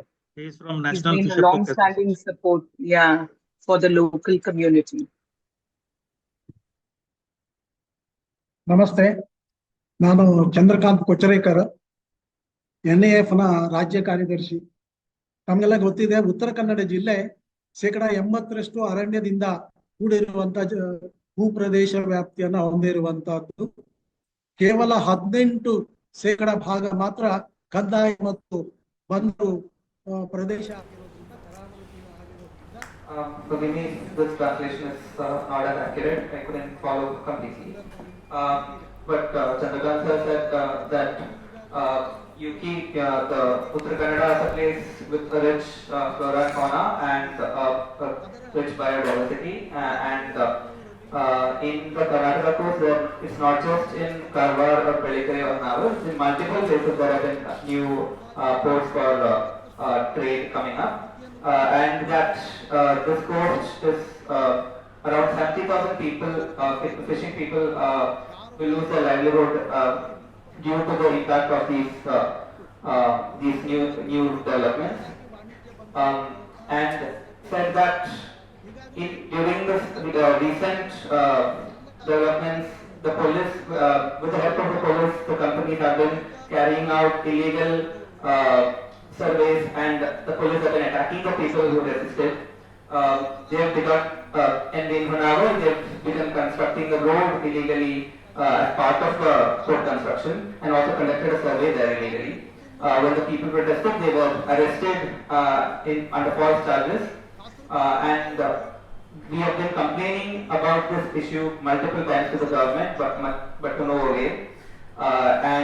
But we will continue to struggle for this. This is an issue that is not just about the people, but also about the environment. But currently, we are in a situation in this district where we have a fear of life, and that we are afraid to live because it feels like a police state. We request that our issue should be taken seriously and the government respond in hand. ಸುಳ್ಳು ಪ್ರಕರಣಗಳನ್ನು ದಾಖಲಿಸಿ ಮಾನವ ಹಕ್ಕುಗಳನ್ನ ಗಮನಿಸಿ ಮೀನುಗಾರರ ಹೋರಾಟವನ್ನ ಹತ್ತಿಕ್ಕುವ ಪ್ರಯತ್ನ ಮಾಡಿತ್ತು. ಈಗಾಗಲೇ ಮಾನವ ಹಕ್ಕು ಆಯೋಗದ ಮಂದಿಯು ಕೂಡ ಇಲ್ಲಿ ನಾನೇ ಸ್ವತಃ ಖುದ್ದಾಗಿ ಅಲ್ಲಿ ಪ್ರಕರಣವನ್ನ ಕೂಡ ದಾಖಲೆ ಮಾಡೋದು ವಿಚಾರಣೆಯಲ್ಲಿ ಬಾಕಿ ಇದೆ. ಈ ನಡುವೆ ಈ ವರ್ಷ ಕೂಡ ಅಲ್ಲಿ ಪುನಃ ಪೋರ್ಟ್ ಜೊತೆಗೆ ಈ ಪೋರ್ಟ್ಗಾಗಿ 5 ಕಿಲೋಮೀಟರ್ ಉದ್ದದ ಬೀಚ್ ನಲ್ಲಿ ಏನು ಮೀನುಗಾರರ ವಸತಿ ನೆಲೆಯಲ್ಲಿ ಅವರನ್ನ ಒಕ್ಕಲೆಬ್ಬಿಸಿ ಚತುಷ್ಪಥ ರಸ್ತೆ ಮತ್ತು ಟ್ರೇನು ಮಾರ್ಗಗಳನ್ನ ನಿರ್ಮಿಸ್ಲಿಕ್ಕೆ ಅಲ್ಲಿ ಏನು ನಿಷೇಧಾಜ್ಞೆ ವಿಧಿಸಿ ಏಕಾಏಕಿ ಈ ಬಾರಿ ಕಳೆದ 1 ತಿಂಗಳ ಹಿಂದೆ ಅಲ್ಲಿ ಪೊಲೀಸ್ ಪ್ರೊಟೆಕ್ಷನ್ 1,000 ಪೊಲೀಸರನ್ನ ಹಾಕಿ ಬಲ ಪ್ರಯೋಗದಲ್ಲಿ ಆ ರಸ್ತೆಯನ್ನ ಮಾಡ್ಲಿಕ್ಕೆ ಬಂದಾಗ ಮತ್ತು ಇಲ್ಲಿಗಲ್ ಸರ್ವೆ ಅಲ್ಲಿ ಪಟ್ಟ ಕೊಟ್ಟಿರುವಂತ ಜನ ಇದ್ದಾರೆ, ರೆಕಾರ್ಡ್ ಇರುವಂತ ವಸತಿ ಪ್ರದೇಶ ಇದೆ, ಭೂ ಪ್ರದೇಶ ಇದೆ, ಅವರಿಗೆ ಯಾರಿಗೂ ನೋಟಿಸ್ ಅನ್ನ ಕೊಡದೆ ಇಲ್ಲಿಗಲ್ ಆಗಿ ಏನ್ DC ಅವರು ನಿಷೇಧಾಜ್ಞೆ ಹೇರಿ ಅಲ್ಲಿ ಇದನ್ನ ಮಾಡಿದ್ರು, ಏನು ಸರ್ವೆ ಮಾಡಿದ್ರು. ಅವರನ್ನೆಲ್ಲ ಬಲವಂತದಿಂದ ಒಕ್ಕಲೆಬ್ಬಿಸುವಂತ ಕೆಲಸ ಮಾಡಿದವಾಗ, ಪ್ರತಿಭಟನೆ ಮಾಡಿದವಾಗ ಮೀನುಗಾರರನ್ನ ಬಲವಂತದಿಂದ ಅಲ್ಲಿ ಜೈಲಿಗೆ ಕಳಿಸಿದ್ರು. ಇವನ್ನೆಲ್ಲ ನಾವು ಕಳೆದ 1 ವರ್ಷದಿಂದ ಮುಖ್ಯಮಂತ್ರಿಗಳ ಗಮನಕ್ಕೆ, ಮೀನುಗಾರಿಕೆ ಸಚಿವರಿಗೆ ಮತ್ತು ಇಲ್ಲಿಯ ಏನು ಗೃಹ ಸಚಿವರಿಗೆ ಈ ಎಲ್ಲ ವಿದ್ಯಮಾನಗಳನ್ನ ಸರ್ಕಾರದ ಗಮನಕ್ಕೆ ತಂದು ಇಲ್ಲಿಯ ಮಾನವ ಹಕ್ಕು ಏನು ಗಮನಿಸ್ತಾ ಇದ್ದಾರೆ ಅದರ ರಕ್ಷಣೆ ಆಗ್ಬೇಕು, ಮೀನುಗಾರರ ಹಿತಾಸಕ್ತಿಯನ್ನ ಕಾಪಾಡಬೇಕು ಅಂತ ವಿಶೇಷ ಮನವಿಗಳನ್ನ ಮಾಡಿದೀವಿ. ಈ ಮನವಿಯನ್ನ ಇಲ್ಲಿ ಪ್ರದರ್ಶಿಸ್ತಾ ಇದ್ದಾನೆ. ಇವೆಲ್ಲ ಸರ್ಕಾರದ ಗಮನದಲ್ಲಿ ಇನ್ನೂ ಕೂಡ ಅದರ ಬಗ್ಗೆ ಸರಿಯಾದ ಇತ್ಯರ್ಥ ಆಗಲಿಲ್ಲ. ನಿನ್ನೆ ಕಾರವಾರಕ್ಕೆ ಗೃಹ ಸಚಿವರು ಬಂದಿದ್ರು. 6 ದಿವಸ ಮೊದಲೇ ಗೃಹ ಸಚಿವರಿಗೆ ಮುಖ್ಯಮಂತ್ರಿಗಳ ಕಾರ್ಯಾಲಯದಿಂದ ಟಿಪ್ಪಣಿ ಹೋಗಿದೆ. ಆದ್ರೂ ಕೂಡ ಮೀನುಗಾರರ ಹಿತರಕ್ಷಣೆಗೆ ಮಧ್ಯಪ್ರವೇಶ ಮಾಡ್ಲಿಲ್ಲ. ಈಗಲೂ ಏನ್ ಹೇಳ್ತಾ ಇದ್ದಾರೆ ಗೃಹ ಸಚಿವರು, ನಮ್ಮ ಗಮನಕ್ಕೆ ಯಾರಾದ್ರೂ ತಂದ್ರೆ ಮುಂದಿನ ದಿನಗಳಲ್ಲಿ ಈ ಕೇಸನ್ನ ಹಿಂಪಡಿಲಿಕ್ಕೆ ಪರಿಶೀಲಿಸ್ತೀವಿ ಅಂತ ಹೇಳುವಂತ ಏನು ಒಂದು ಕಂಡಿದ್ದು ಕೂಡರಂತೆ ನಾವು ಈ ಪ್ರಜಾಪ್ರಭುತ್ವ ವ್ಯವಸ್ಥೆಯಲ್ಲಿ ಈ ಒಂದು ಹತ್ತಿಕ್ಕುವ ಕೆಲಸ ನಮ್ಮ ಮೀನುಗಾರರ ಮೇಲೆ ಆಗ್ತದೆ. ಇದು ಆಗಬಾರ್ದು. ಇದು ಪರಿಸರ ಮತ್ತು ಮೀನುಗಾರರ ಜೀವನೋಪಾಯದ ಹಿತದೃಷ್ಟಿಯಿಂದ ಕಾಸರಗೋಡು ಟೊಂಕ ಬಂದರು ಆಗಲೇಬಾರದು ಮತ್ತು ಉತ್ತರ ಕನ್ನಡ ಜಿಲ್ಲೆಯ ಎಲ್ಲ ಮೀನುಗಾರರ ಹಿತದೃಷ್ಟಿಯಿಂದ ಅಗತ್ಯಕ್ಕಿಂತ ಹೆಚ್ಚು ವಾಣಿಜ್ಯ ಬಂದರು ನಿರ್ಮಾಣ ಆಗುವುದು ಮೀನುಗಾರರ ನೆಲೆಯನ್ನ ಸರ್ವನಾಶ ಮಾಡಿ ಮೀನುಗಾರರು ಎಲ್ಲೂ ಹೋಗ್ಬೇಕು ಹೇಳುವಂತ ಏನೋ ಒಂದು ಕರಾಳ ಛಾಯೆ ನಮ್ಮ ಮೀನುಗಾರರಿದೆ. ಭಯದ ವಾತಾವರಣ ಕರಾವಳಿಯ ಉದ್ದಕ್ಕೂ ಇದೆ. ಭಯದಿಂದ ಜೀವಿಸುವಂತ ಒಂದು ಪರಿಸ್ಥಿತಿ ನಮ್ಮ ಜಿಲ್ಲೆಯಲ್ಲಿ ಇದೆ. ನಮ್ಮ ಜಿಲ್ಲೆಯಲ್ಲಿ ಪೊಲೀಸ್ ರಾಜ್ಯ ಇದೆಯೋ ಪ್ರಜಾಪ್ರಭುತ್ವ ಆಡಳಿತ ಇದೆಯೋ ಹೇಳುವಂತ ಒಂದು ಚಿಂತೆ ನಮ್ಮ ಮೀನುಗಾರರಲ್ಲಿ ಕಾಡ್ತಾ ಇದೆ. ಹಾಗಾಗಿ ಈ ದಿಶೆಯಲ್ಲಿ ಚಿಂತನೆ ಮಾಡುವವರು ಮತ್ತು ಸಾರ್ವಜನಿಕ ಹಿತಾಸಕ್ತಿಯನ್ನ ಹೊಂದಿದಂತ ತಾವೆಲ್ಲ ಈ ದಿಶೆಯಲ್ಲಿ ಮಧ್ಯಪ್ರವೇಶ ಮಾಡಬೇಕು. ಈ ಜಿಲ್ಲೆಯ ಮೀನುಗಾರರಿಗೆ ನ್ಯಾಯ ಕೊಡಬೇಕು ಹೇಳುವಂತ ಪ್ರಾರ್ಥನೆ ನಾವು.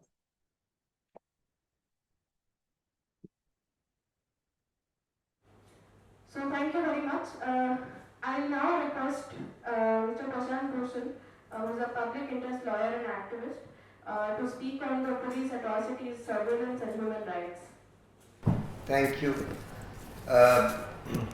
I'll speak about one particular case that I am very well conversant with, because that's the Vadhavan port case. That in a way illustrates what is happening in terms of port development in India.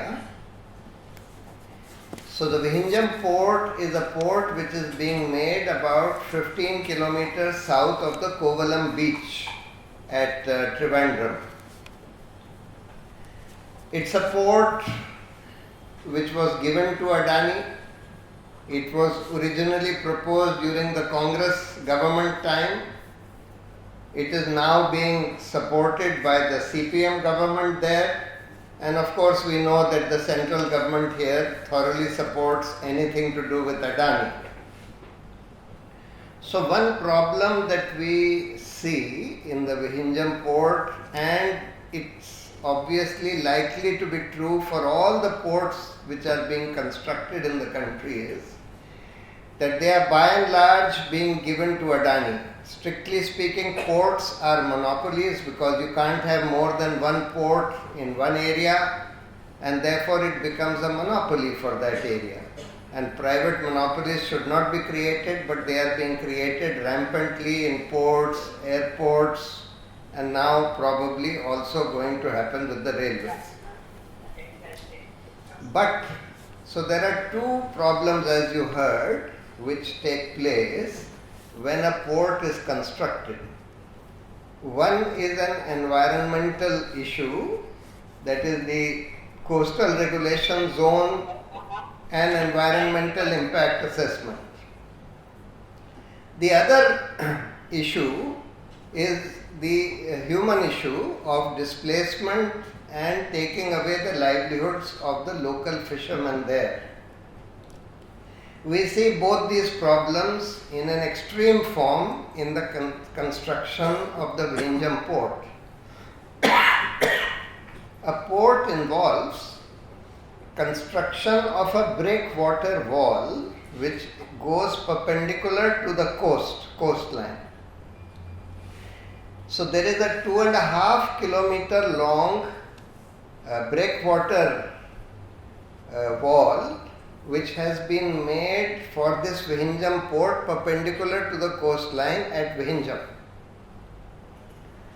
Now, the ocean currents in South India, actually there is a good ocean scientist called Mr. Kodale, Dr. Kodale, who wrote a paper in 2010 in which he studied some of the ports in southern India. And he pointed out something which had happened in all these ports, that the breakwater wall was causing the erosion of the beach on the west side of the Indian coast in southern India. It was causing erosion of the beach on the north side of the breakwater wall and causing depositing of excess sand on the south side of the breakwater wall. And in that paper, he not only gave the data to support this, but he also gave a scientific explanation. He said that the nature of ocean currents are such that when you construct a wall like this, it removes the sand from one side of the wall and deposits it on the other side of the wall. And this is what causes the erosion. Now, I have been going to Trivandrum almost every year, sometimes twice a year for the last at least 13 years. 13 years I have been seeing the coast, the beach, the Kovalam beach, the coast north of this where the Vizhinjam port is coming, and I can see that since this construction of this port started, there has been enormous erosion, and the sea has come in some places 100 meters inwards of where it used to be. The Kovalam beach has almost gone, almost completely gone.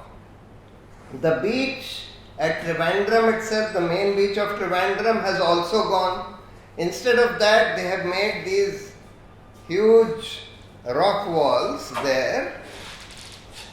So you can see what this, that the construction of this port has done to the coast, at least for 30 kilometers on both sides of the breakwater wall.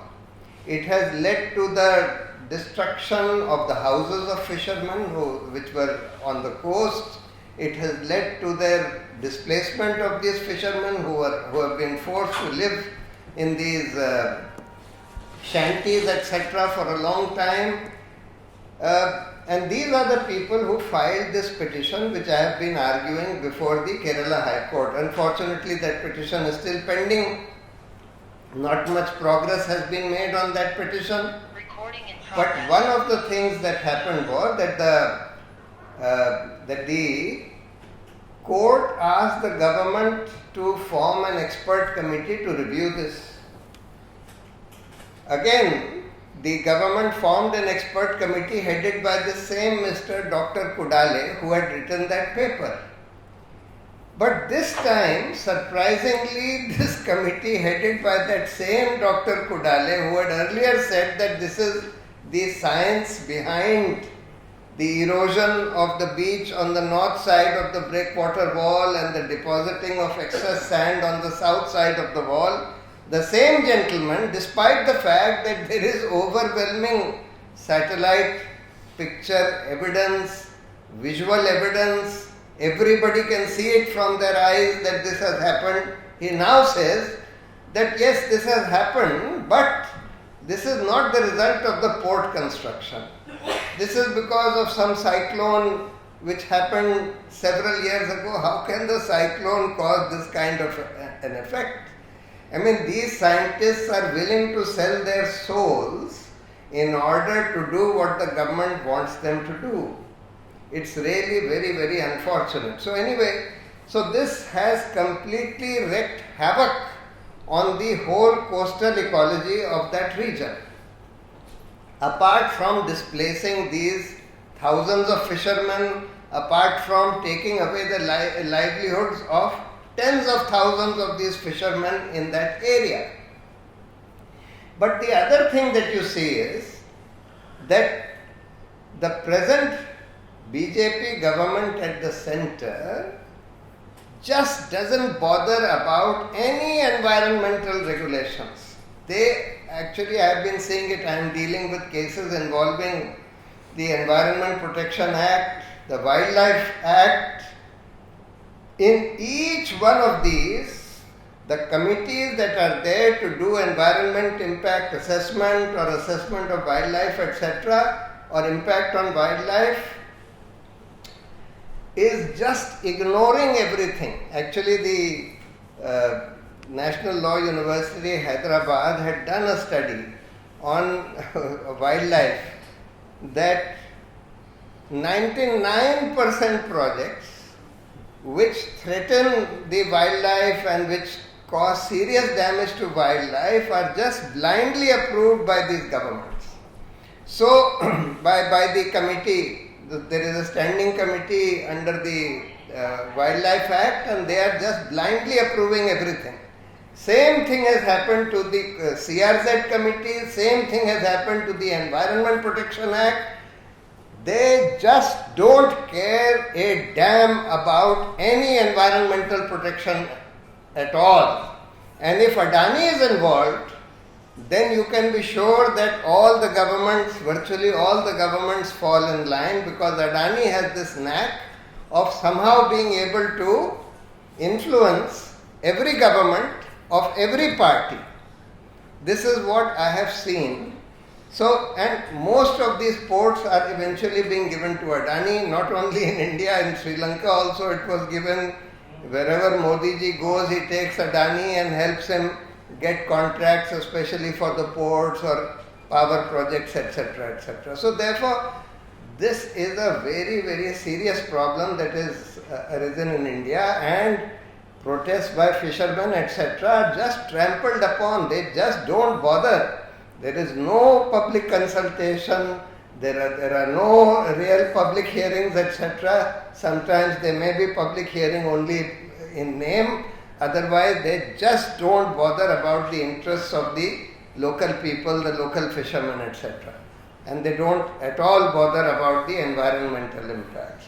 So this is the story of Vizhinjam, and I am sure that this story is being repeated in all the ports that are now being constructed, at least in South India, perhaps in the whole in the country as a whole. So that's all that I had to say. I'm sorry that I'll have to leave because there are some people in my office waiting for me. I'm sorry I had to jump the gun and probably speak before many other speakers had to speak. Thank you. Thank you very much, Honnavar. Okay. I can request. Can I request Ramakrishna Tandil to now speak? He is the chairperson of National Fish Workers Forum and will share from the NFF's perspective on this entire issue. तो India में जो सागरमाला के तरफ से हर एक 12 kilometre 25 kilometre में ports आ रहे हैं। अभी कर्नाटका का जो अभी बात किया तो उधर भी कासरकोड हनावर इधर पोर्ट आ रहा है। देन अभी लक्ष्मण भूषण साहब ने जो बताया कि विंजम में क्या चल रहा है, अभी महाराष्ट्र में भी एक बड़ा वाडवन पोर्ट आ रहा है। 65,000 करोड़ का उसका फंड उन्होंने डिक्लेयर किया है गवर्नमेंट ने। उसमें सेंट्रल का 74% पार्टनरशिप है, महाराष्ट्र का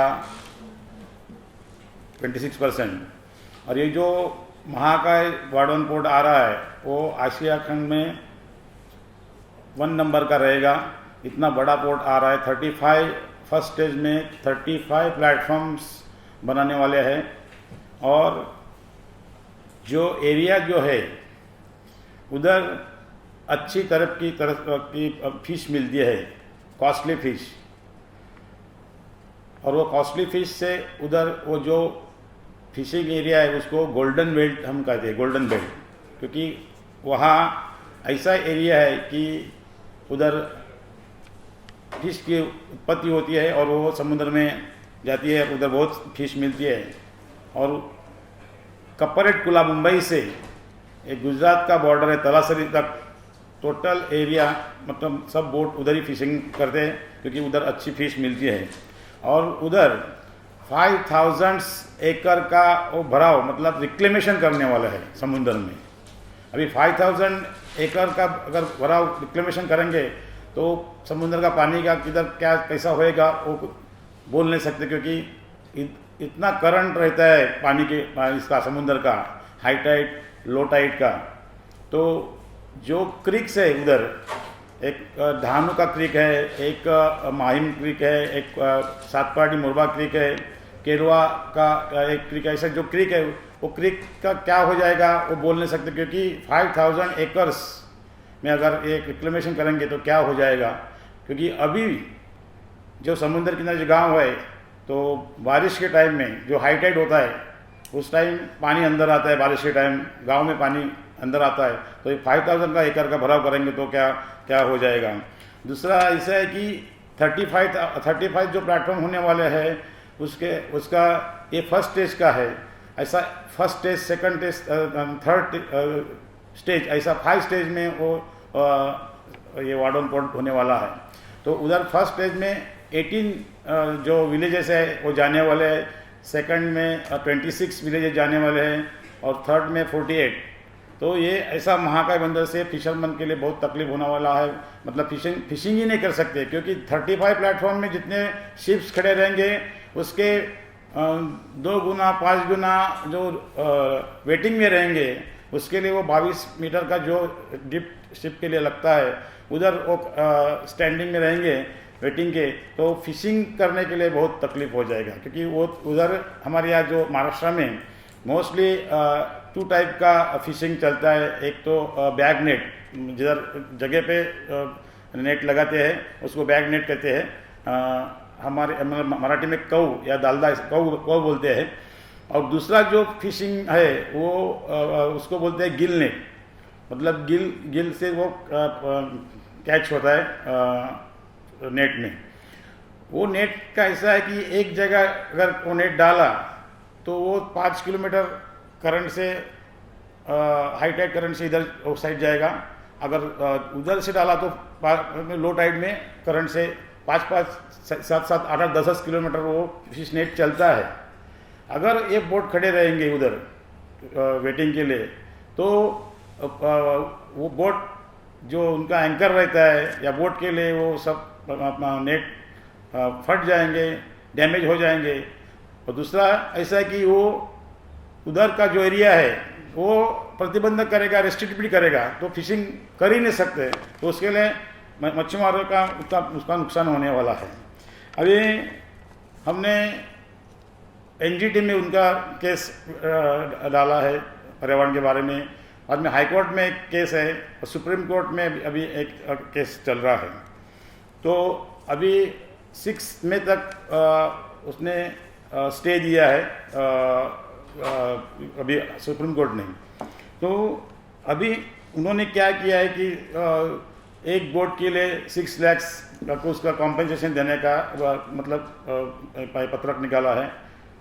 तो 6 लाख में क्या पूरा आयुष्य निकालेंगे हम फिशरमैन, क्योंकि एक बोट का कीमत रहता है 20 लाख, जैसा बोट रहेगा ऐसा 1 सिलेंडर का 2 सिलेंडर का, तो 10 लाख 20 लाख 30 लाख 50 60 लाख एक का बोट रहता है। उसमें एक बोट में बोट के हिसाब से 5 आदमी 10 आदमी 15 आदमी काम करते हैं, तो 6 लाख लेके क्या करेंगे, कितना साल वो चलेगा।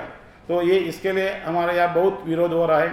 एक्चुअली वो 1995 से वो प्रस्ताव मतलब प्रपोज है फिशरमैन्स मतलब महाराष्ट्र मच्छीमार कृषि समिति MM case and then all India का जो नेशनल फिश वर्कर्स फोरम है उन्होंने वो रुका दिया है और एजिटेट करके अभी तक तो हमने रुकाया है। दूसरा एक बात ऐसा है कि हाई कोर्ट में NGT में और सुप्रीम कोर्ट में केस मतलब रेट फाइल होते हुए प्राइम मिनिस्टर मोदी जी और चीफ मिनिस्टर महाराष्ट्र के आके उनका इनागोरेशन करते, वो भी ठीक नहीं, क्योंकि कोर्ट में केस चालू है एक जगह पे, तो फिर ये लोकशाही है क्या हुकुमशाही है वो हमको मतलब समझता नहीं है।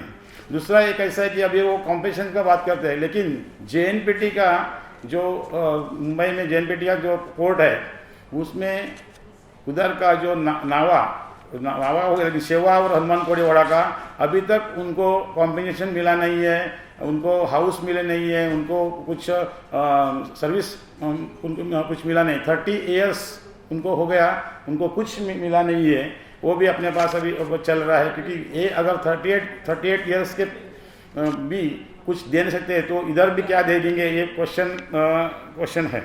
तो ये ऐसा एक चल रहा है महाराष्ट्र में, तो एजिटेशन चल रहा है, अभी भी प्रोटेस्ट हो रहा है। और हम NFF की तरफ से बोले कि जब तक ये मतलब आंदोलन करके ये हम रुकाएंगे, और उससे नहीं तो फिर कोर्ट से भी हम न्याय मिलेगा, ऐसे हमारी आशा है। धन्यवाद। Thank you Ramakrishna.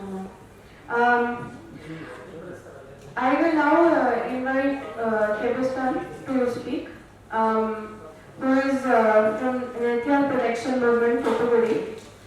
We'll do translations right after, so yeah, I request you to speak. He will be speaking on various different ports in South India and also the general impact of these ports on the coast and largely on Sagarmala project. அனைவருக்கும் முதற்கண் வணக்கம். இந்த Sagarmala project வந்து ஏன் எதற்கு அப்படிங்கிறத நம்ம முதல்ல உணர வேண்டிய தேவை இருக்குது. இந்தியாவில் இருக்கிற 9 கடலோர மாவட்டத்தில் 7500 கிலோமீட்டர் இந்த கடற்கரையில் 800 ப்ராஜெக்ட் இந்த சாகர்மாலாவால் 800 ப்ராஜெக்ட் வர காத்திருக்கு. இதில் வந்து போர்ட் மட்டுமே நம்மகிட்ட வந்து 9 மாநிலத்தில் 13 போர்ட்டு மேஜர் போர்ட்டும் 200 போர்ட்டு மைனர் போர்ட்டு இன்னைக்கே இருக்குது, இப்போ வரைக்கும் இருக்குது. இதன் பிறகு இன்னும் 6 மேஜர் போர்ட் வரப்போகுது, இன்னும் 150 மைனர் போர்ட் வரப்போகுது. ஏன் இந்த சாகர்மாலால இந்த போர்ட்டுகள் எல்லாம் கடற்கரையை சுற்றி 7500 கிலோமீட்டர்லன்னா Jefferson spoke about, he summed up the whole issue in his speech. The primary question that we asked today is that this entire Sagarmala project, why is it being done and for what and for who? And this is the primary question that each one of us need to raise today. This is not just, when we think of, it is not just one project. This project has about 7,000 smaller projects within this. And there are around 800 port projects alone that are being undertaken. Like even right now we have about 13 major ports and 200 minor ports already. And this through Sagarmala now there is going to be 6 major ports and 100 minor ports that are going to come. So all of this project, the aim that we have seen, at least in our places, is that the aim is to just loot resources. All the resources, whether minerals, human or anything, whether above or below the ground or the ocean, it is just loot has been the aim of all of these projects. And I know Prashant Bhushan had talked about the Willingham port. Like when Willingham was being built, the breakwaters, they took 30 lakh ton of rocks, because all these ports, the base and the foundation is used with rocks. And those rocks were basically taken from the Western Ghats. Many hills and mountains were blasted and 30 lakh ton rocks were taken to Willingham. And now if you can imagine how much tons will 6 major ports and 100 minor ports going to cost. And there are already 4,000 quarries in the Western Ghats that are taking all of this mining the rocks. And so where are you going to get this many rocks or this scale of rocks from different places?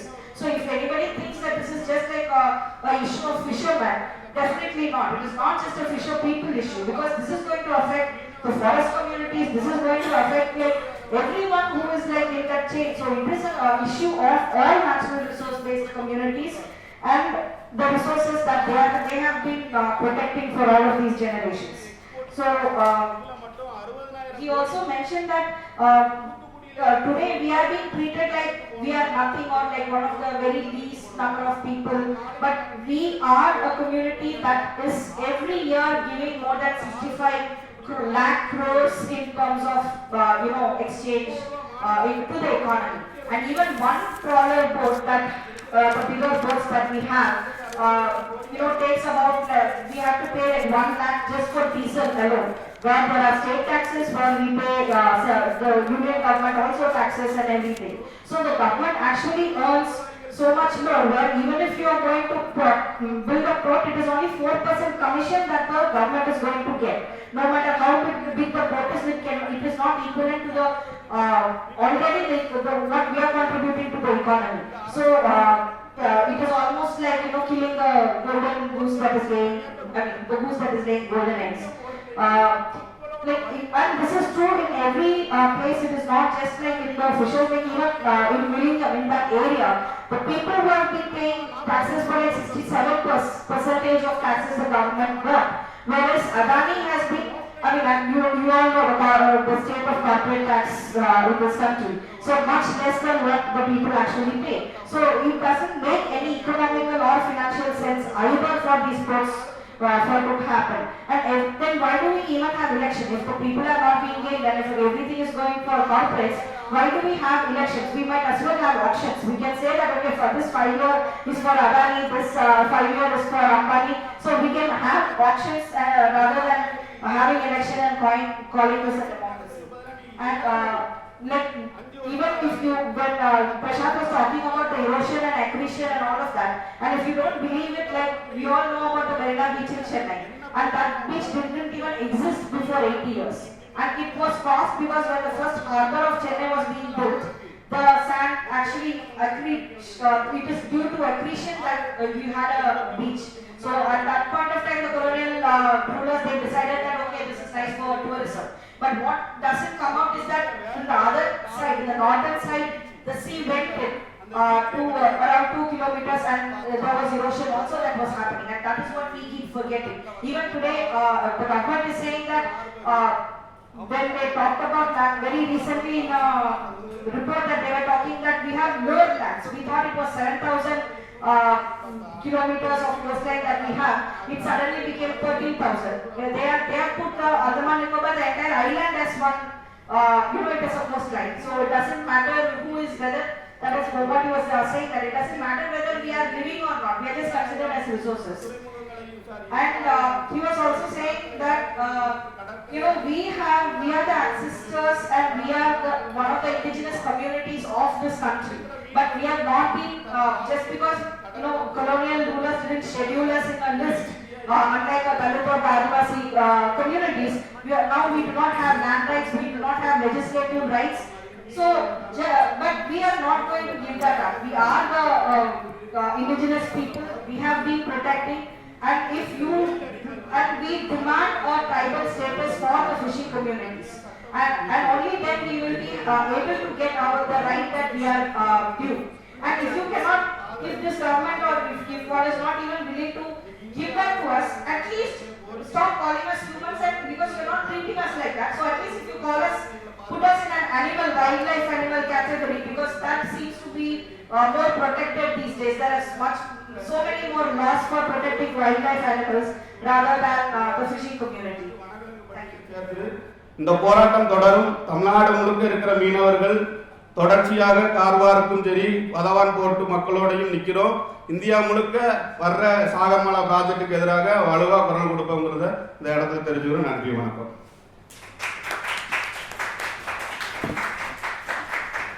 Directly goes very well into inviting Roma to please speak, who is the General Secretary of All India Union of Forest Working People, who can tell us how this is not only fish workers issue but actually an issue of all indigenous struggles, forest rights and land rights.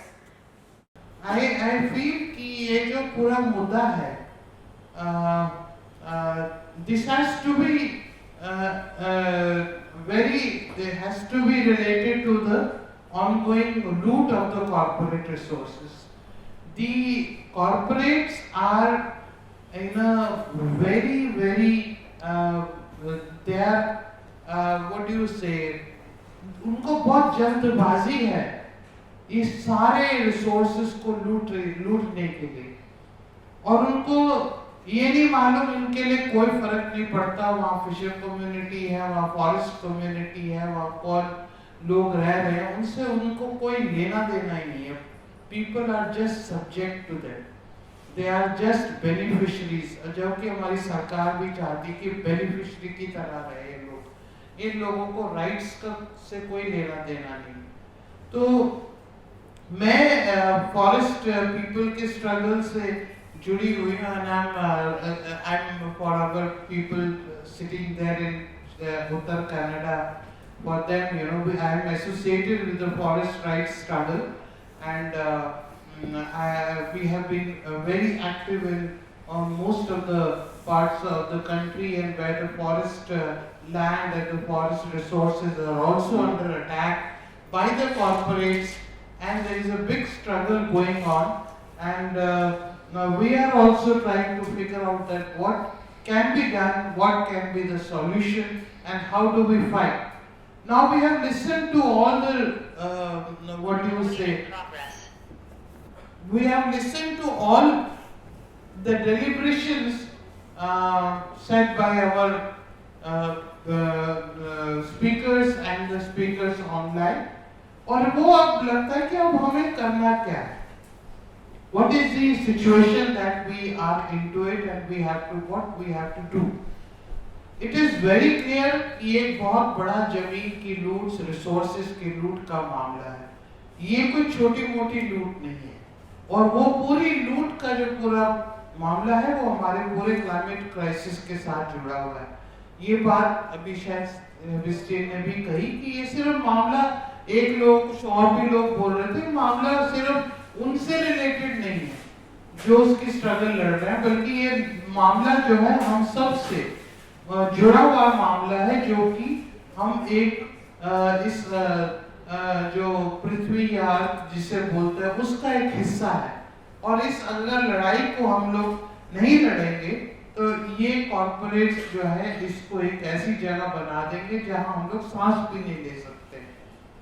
और ये इनका एक जो पागलपन है कि हम coast को बना देंगे एक बड़ा रिजॉर्ट टाइप, वहां पे पोर्ट्स ले आएंगे, वहां पे तो आप इतने सारे पोर्ट्स का करोगे क्या जो हमको बता रहे हैं हमारे एक्सपर्ट. हालांकि मैं शबरीमाला कभी नहीं गई, उनके इलाके में कभी गई नहीं हूँ, और ना ही मुझे ओशंस का इतना मालूम है, और ना ही मैं उस स्ट्रगल को बड़ी नजदीकी से देखा है. लेकिन हमारी जो एक सॉलिडारिटी है जो कि एक तरह से दिखती नहीं है, लेकिन उसको हम महसूस करते हैं क्योंकि हम भी उसी स्ट्रगल में, हम लोग वो स्ट्रगल जंगल के अंदर लड़ रहे हैं, आदिवासियों के स्ट्रगल और लैंड ग्रैब के खिलाफ लड़ रहे हैं.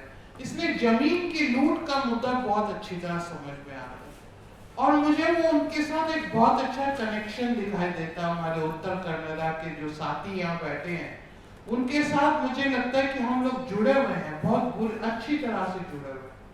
और ये हमारा मुद्दा पूरा जो एक बड़ा मुद्दा है प्राकृतिक संसाधन, जिसको नेचुरल रिसोर्स बेस्ड स्ट्रगल, उसके तहत हम लोग जुड़े हुए हैं. And I assure you my friends that we have to fight against this land grab. This is a crony capitalism who is trying to grab everything and they are not going to return anything to the people. For them the people are just nothing, as you have seen in Palestine. What is happening? वहां पर Trump, America जिसका कोई लेना देना नहीं है, Trump बोल रहा है कि हम वहां पे रिजॉर्ट बनाएंगे, इस कंपनी को देंगे, उस कंपनी को. अरे तुम होते कौन हो? कौन है तुम? किसने बोल दिया तुमको कि तुम यहाँ पे रिजॉर्ट बनाओगे? और उसका जवाब फिलिस्तीन के लोगों ने दिया. लोग हजारों की लाखों की जैसे चीज पा रहा है कि आपको पता है उनके घर नहीं है, उनके घर सारे खत्म हो गए, बॉम्बिंग में सब कुछ खत्म हो गया, लेकिन वो हजारों लाखों में उसी स्पिरिट में वापस आ गए. उनको नहीं चाहिए आपके रिजॉर्ट्स, उनको नहीं चाहिए आप जो देशों में आप बोल रहे हैं कि हम वहां बसा देंगे. कौन सा देश बोल रहे हैं कि हम वहां जाके आप बस जाइए? वो क्यों जाएंगे? तुम जाओ, तुम जाके स्पेस में बैठो जहां मर्जी तुमको बैठना. हम क्यों जाएंगे? हमारी जमीन उधर है, हमारे जंगल उधर है, हमारी लाइवलीहुड उधर है, हमारी फिशिंग उधर है. वही करेंगे हम लोग, फिर बना लेंगे 10 महल, अपना 10 माला मंजिल मकान बना लेंगे. Who are you to decide? This is what we have to do the struggles, and for us, you know, it's very important that we build up these struggles. It's not the question of कि हम इसको भी हम लोग we keep on complaining about this.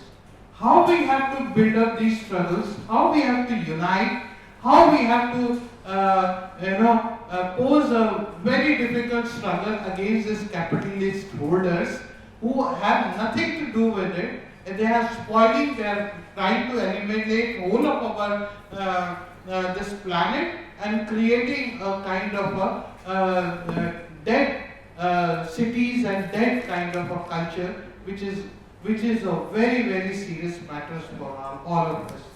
तो इसीलिए हमको साथियों बहुत जरूरत है कि हम लड़े. हमारे लॉयर्स लड़ रहे हैं, कोर्ट के अंदर केस है।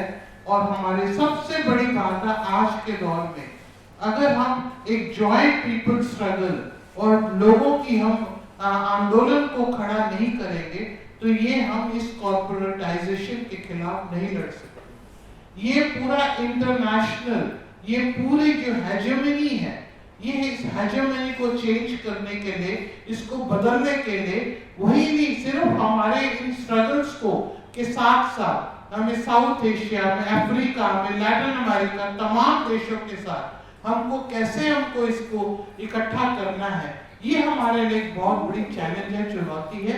इस चैलेंज को हमको लेना, हम लोग अभी भी हम कोशिश करके हम इन सारी लड़ाइयों को इकट्ठा करने के लिए हमको क्या एक स्ट्रैटेजी बनानी चाहिए, हम उसके ऊपर काम करना चाहते हैं।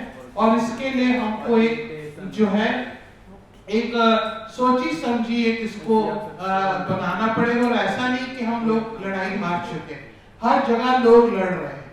वो भले ही जो है हमारे पॉलिटिशियंस या पार्लियामेंटेरियंस या पार्टीज जो है इनके एजेंडे में ना हो, लेकिन लोग हर जगह लड़ रहे हैं। और एक ना एक दिन ये स्ट्रगल्स एक जगह जरूर इकट्ठा होंगे। वो हर तरह के स्ट्रगल है, सोशल जस्टिस स्ट्रगल चल रहा है, लैंड का स्ट्रगल चल रहा है, पानी का स्ट्रगल चल रहा है, स्टूडेंट का स्ट्रगल चल रहा है, विमेन स्ट्रगल चल रहा है, फिशर पीपल स्ट्रगल चल रहा है, कहाँ स्ट्रगल नहीं।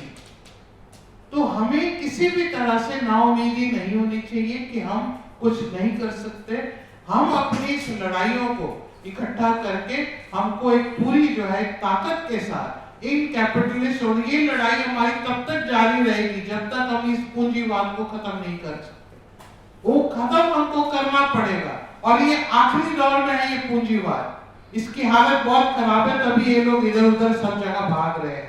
इनकी भी आप मूवमेंट्स को ध्यान में रखिए, ट्रम्प की मूवमेंट को देखिए आप, वो जो हत्यारा है वहां का इजराइल का, उसको हत्यारा ही बोलना चाहिए, उसको देखना कैसे मरेंगे ये लोग, देखना किस तरह से इनकी हालत होगी। ये लोगों को पानी देने वाला नहीं होगा। और एक हमारे देश में है, बहुत हमारे जो है वो भी इस पूरी लड़ाई में जुड़े हुए हैं। तो we have to question this, और ये क्वेश्चनिंग हमको करेगी और साथ साथ हमको स्ट्रगल बिल्डअप करना पड़ेगा।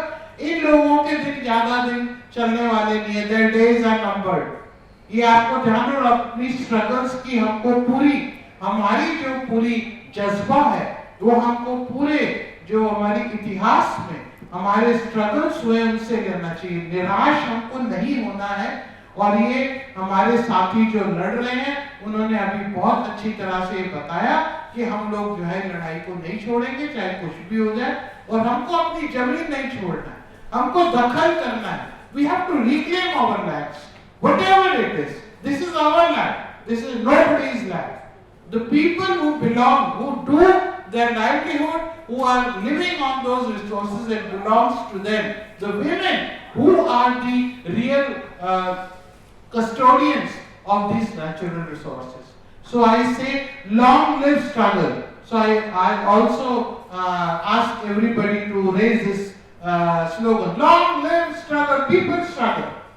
Long live people struggle. Long live people struggle. Long. Thank you very much. Just before we go for question answers, I'll read very short summary of statement, solidarity statement sent by National Federation of Small Scale Fish Workers. So this is from date of today. NFSF calls for halt to police repression on fishers of Uttar Kannada coast. National Federation of Small Scale Fish Workers strongly supports fishing communities of Tonga, Kasaragod, Honnavar, Uttarakhand.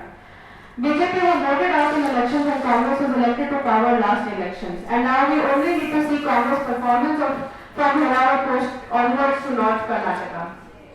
45 people, including 7 women, criminally charged on 20th of February in latest wave of criminalizing fishing communities and invocation of dozen criminal sections of BNS that attracts punishments of death penalty and life sentences.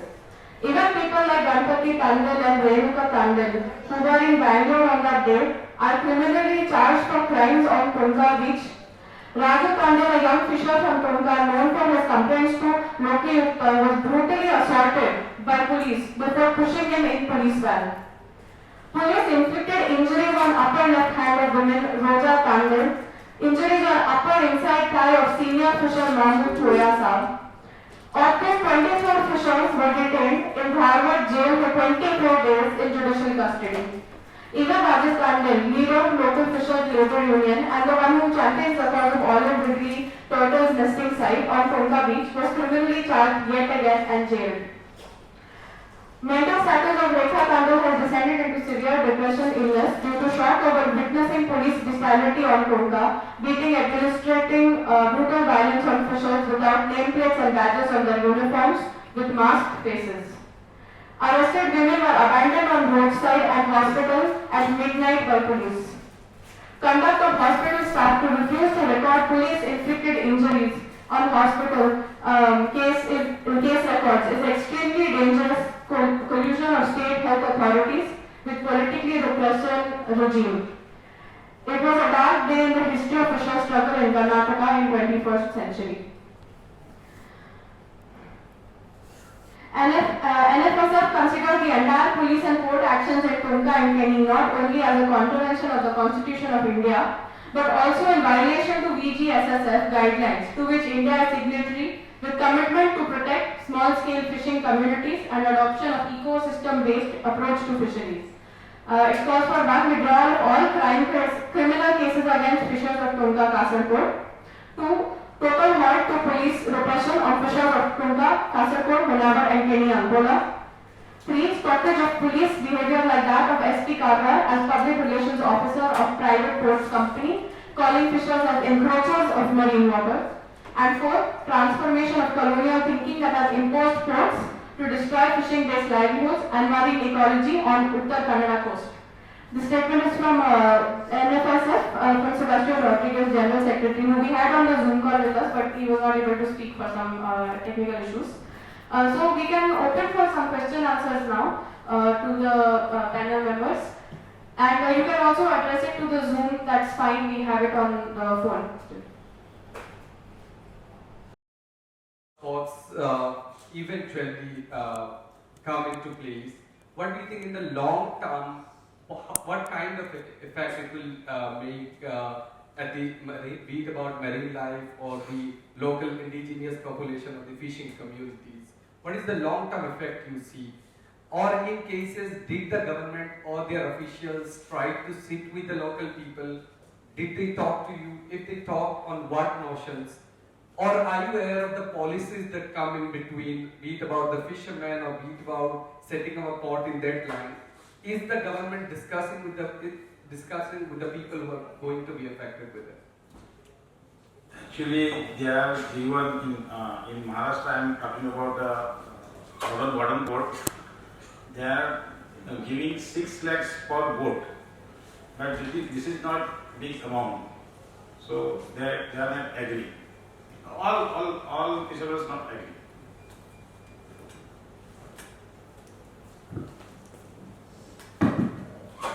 As you can make out from today's discussion, we are really heading to a kind of genocidal moment.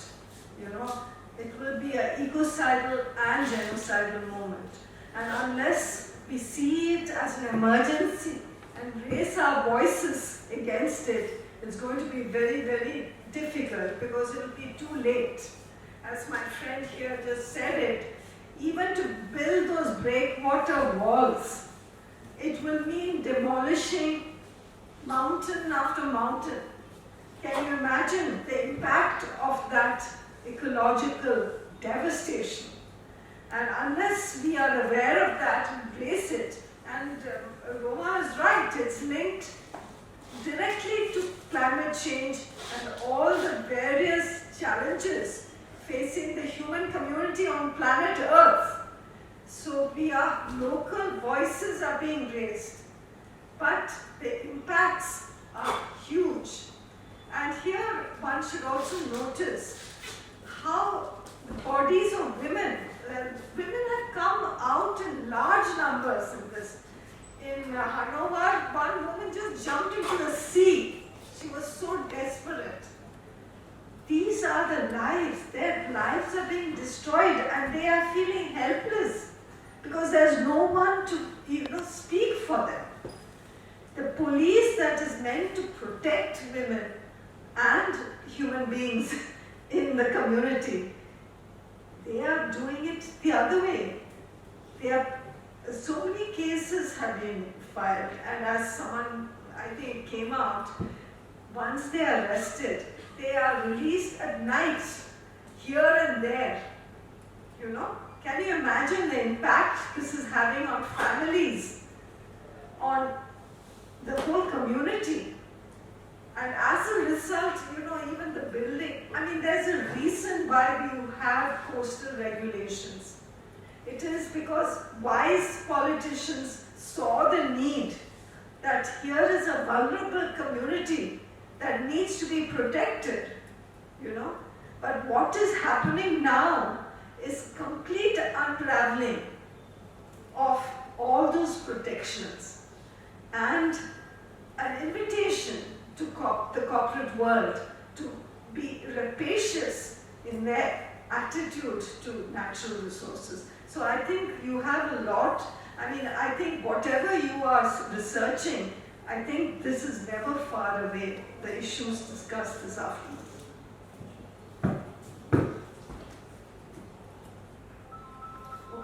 Then I think we will close the press conference now. Thank you to everyone. Thank you to our panelists. Thank you to everyone who joined online. I think जो आज मुद्दे रखे गए हैं